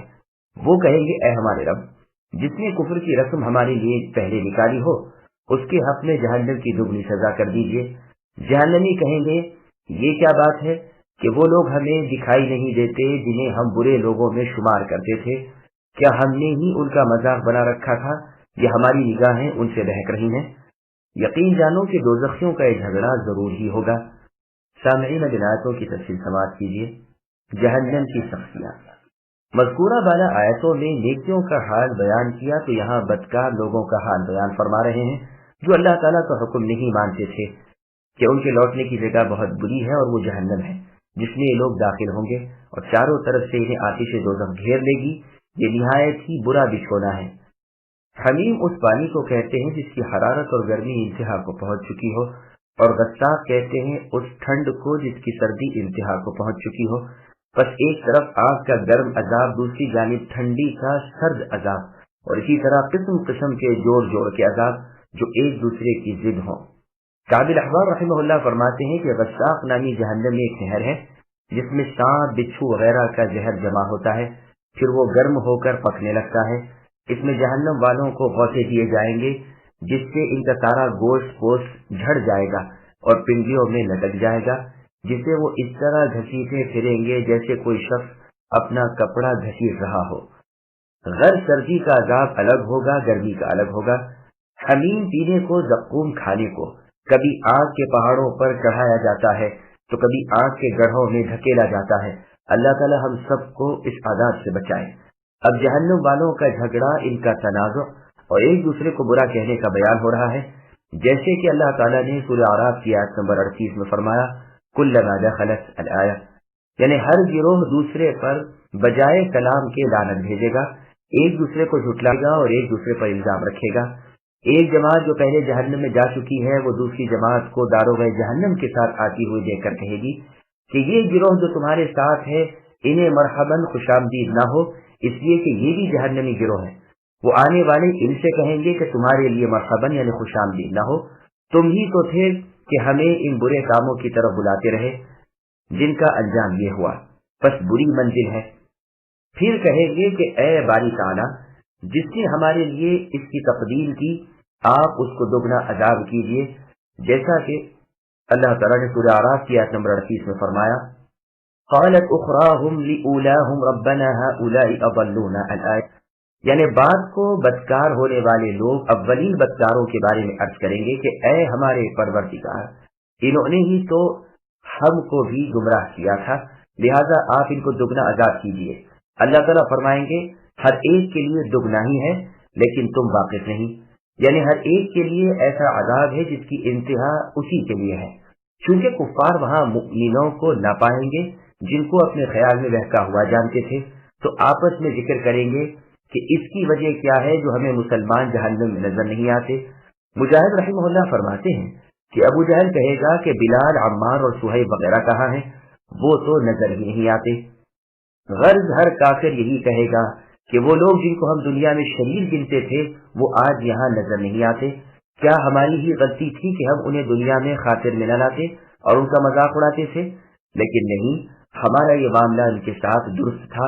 وہ ہوں گے تو جہنم میں ہی، لیکن کسی ایسی طرف ہیں کہ ہماری نگاہ ان پر نہیں پڑتی۔ اسی وقت اہل جنت کی جانب سے آواز آئے گی کہ اے اہل دوزخ، ادھر دیکھو، ہم نے تو اپنے رب تعالیٰ کے وعدے کو حق پایا، تم اپنی کہو کیا اللہ تعالیٰ کے وعدے سچے نکلے؟ یہ اہل جہنم اہل جنت کو جواب دیں گے کہ ہاں بالکل سچ نکلے۔ اسی وقت ایک منادی ندا کرے گا کہ ظالموں پر اللہ تعالیٰ کی لعنت ہو۔ اسی کا بیان سورہ اعراف کی آیت نمبر 44 تا آیت نمبر 49 وَنَادَى أَصْحَابُ الْجَنَّةِ سے وَلَا أَنْتُمْ تَحْزَنُونَ تک بیان ہوا ہے۔ پھر آگے اللہ فرماتے ہیں کہ اے نبی صلی اللہ علیہ وسلم، جو خبر میں آپ کو دے رہا ہوں کہ جہنمی اس بات پر لڑے جھگڑیں گے اور آپس میں ایک دوسرے پر لعن طعن کریں گے، یہ بالکل سچی، واقعی اور ٹھیک خبر ہے جس میں کوئی شک و شبہ نہیں۔ قل انما انا منذر وما من اله الا الله الواحد القهار رب السماوات والارض وما بينهما العزيز الغفار قل هو نبأ عظيم انتم عنه معرضون ما كان لي من علم بالملأ الأعلى إذ يختصمون إن يوحى إلي إلا أنما أنا نذير مبين۔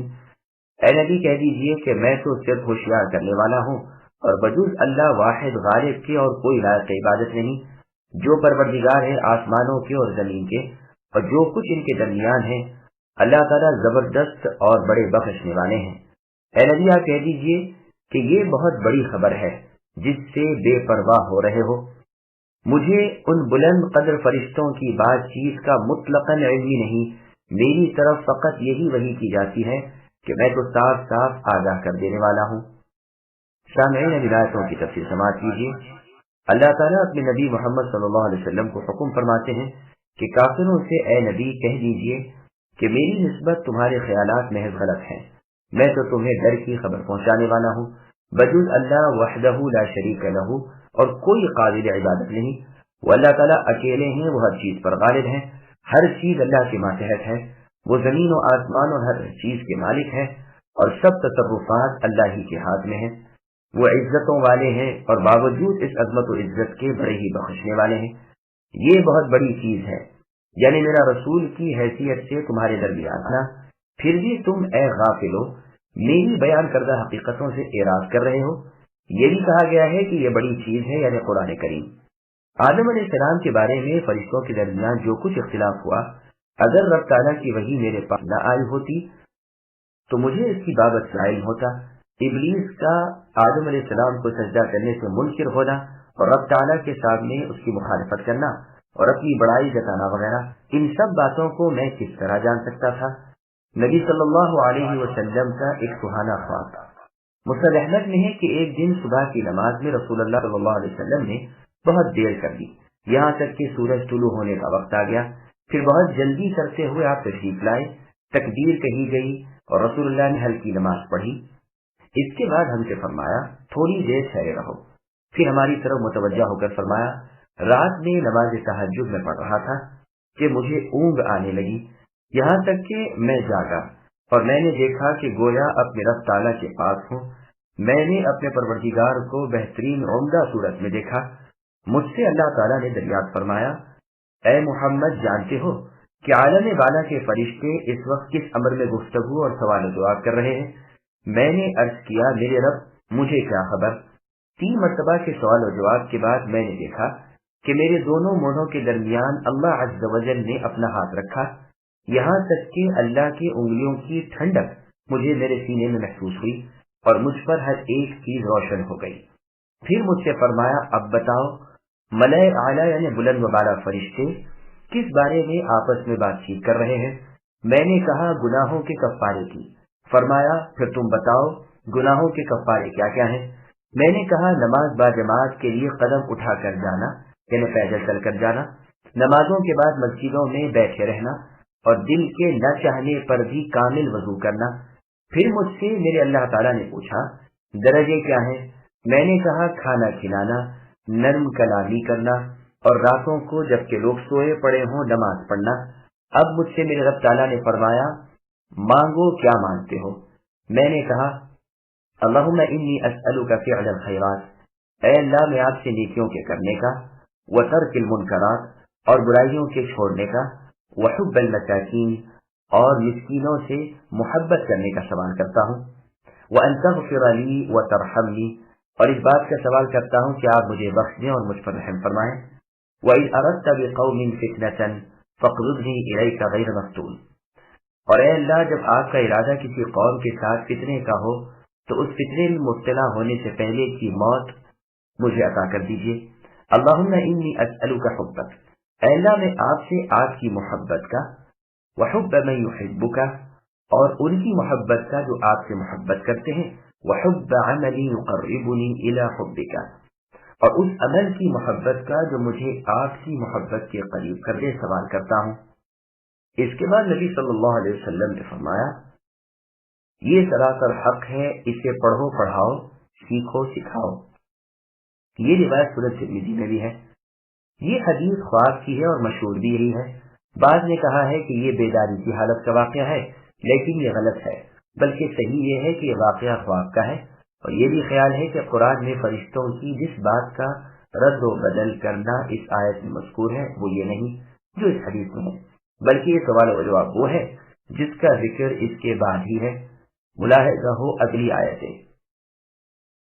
إذ قال ربك للملائكة إني خالق بشرا من طين فإذا سويته ونفخت فيه من روحي فقعوا له ساجدين فسجد الملائكة كلهم أجمعون إلا إبليس استكبر وكان من الكافرين قال يا إبليس ما منعك أن تسجد لما خلقت بيدي استكبرت أم كنت من العالين قال أنا خير منه خلقتني من نار وخلقته من طين قال فاخرج منها فإنك رجيم وإن عليك لعنتي إلى يوم الدين قال رب فأنظرني إلى يوم يبعثون قال فإنك من المنظرين إلى يوم الوقت المعلوم قال فبعزتك لأغوينهم أجمعين إلا عبادك منهم المخلصين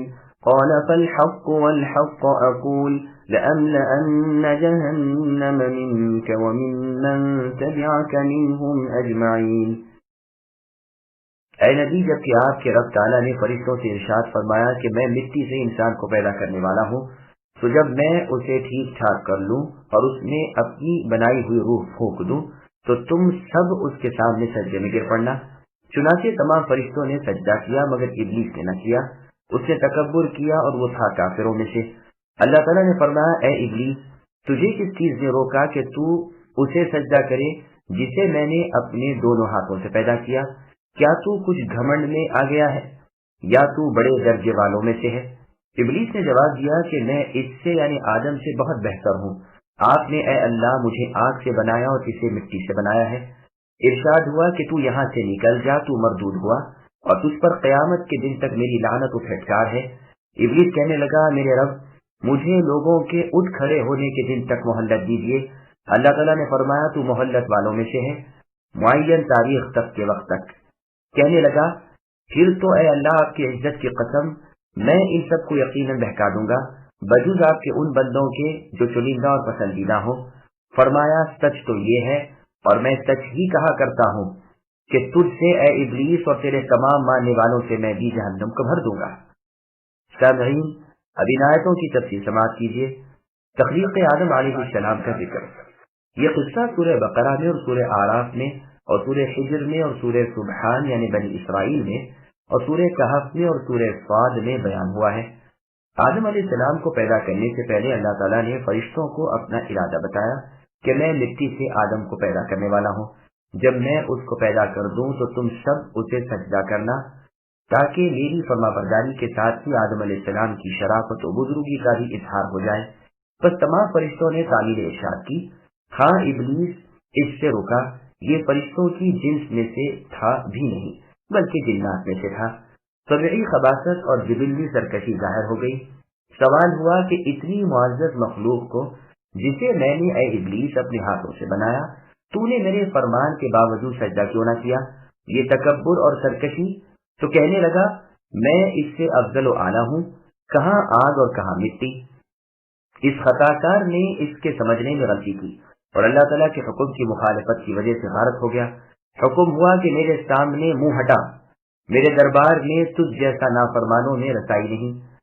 اب تو میری رحمت سے دور ہو گیا اور تجھ پر ابدی لعنت نازل ہوئی اور اب تو خیر و خوبی سے مایوس ہو جا.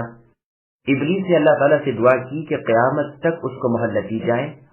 اللہ تعالیٰ حلیم نے جو اپنی مخلوق کو ان کے گناہوں پر فوراً نہیں پکڑتے، اس ابلیس کی یہ التجا پوری کر دی اور قیامت تک اس کو مہلت دے دی.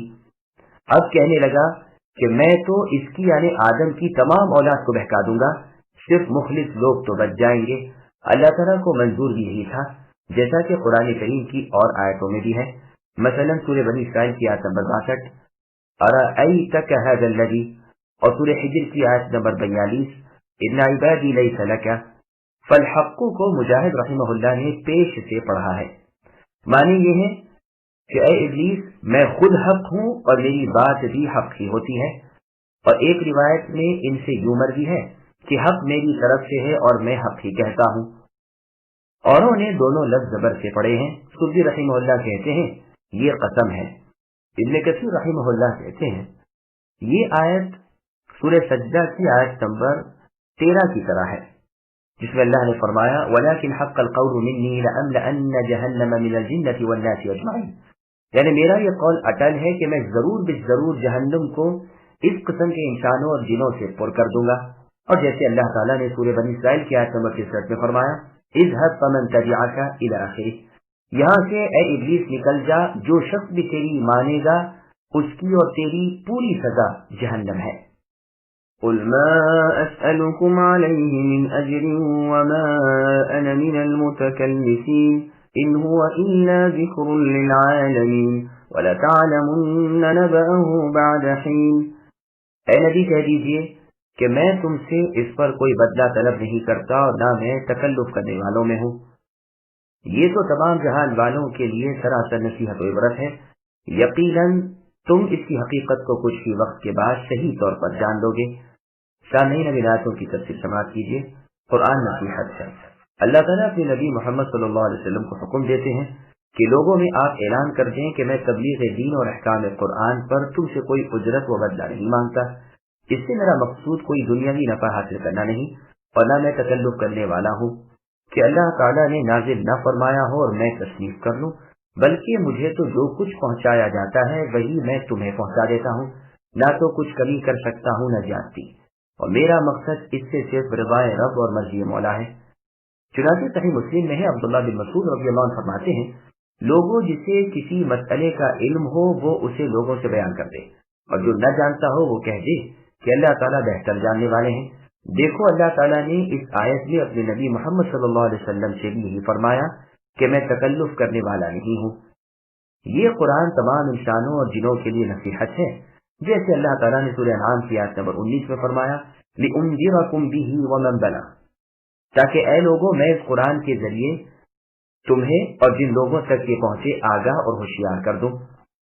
اور سورہ ہود کی آیت نمبر 17 میں فرمایا وَمَن يَكْفُرْ بِهِ مِنَ الْأَحْزَابِ فَالنَّارُ مَوْعِدُهُ، یعنی جو شخص بھی اس قرآن کے ساتھ کفر کرے وہ جہنمی ہے۔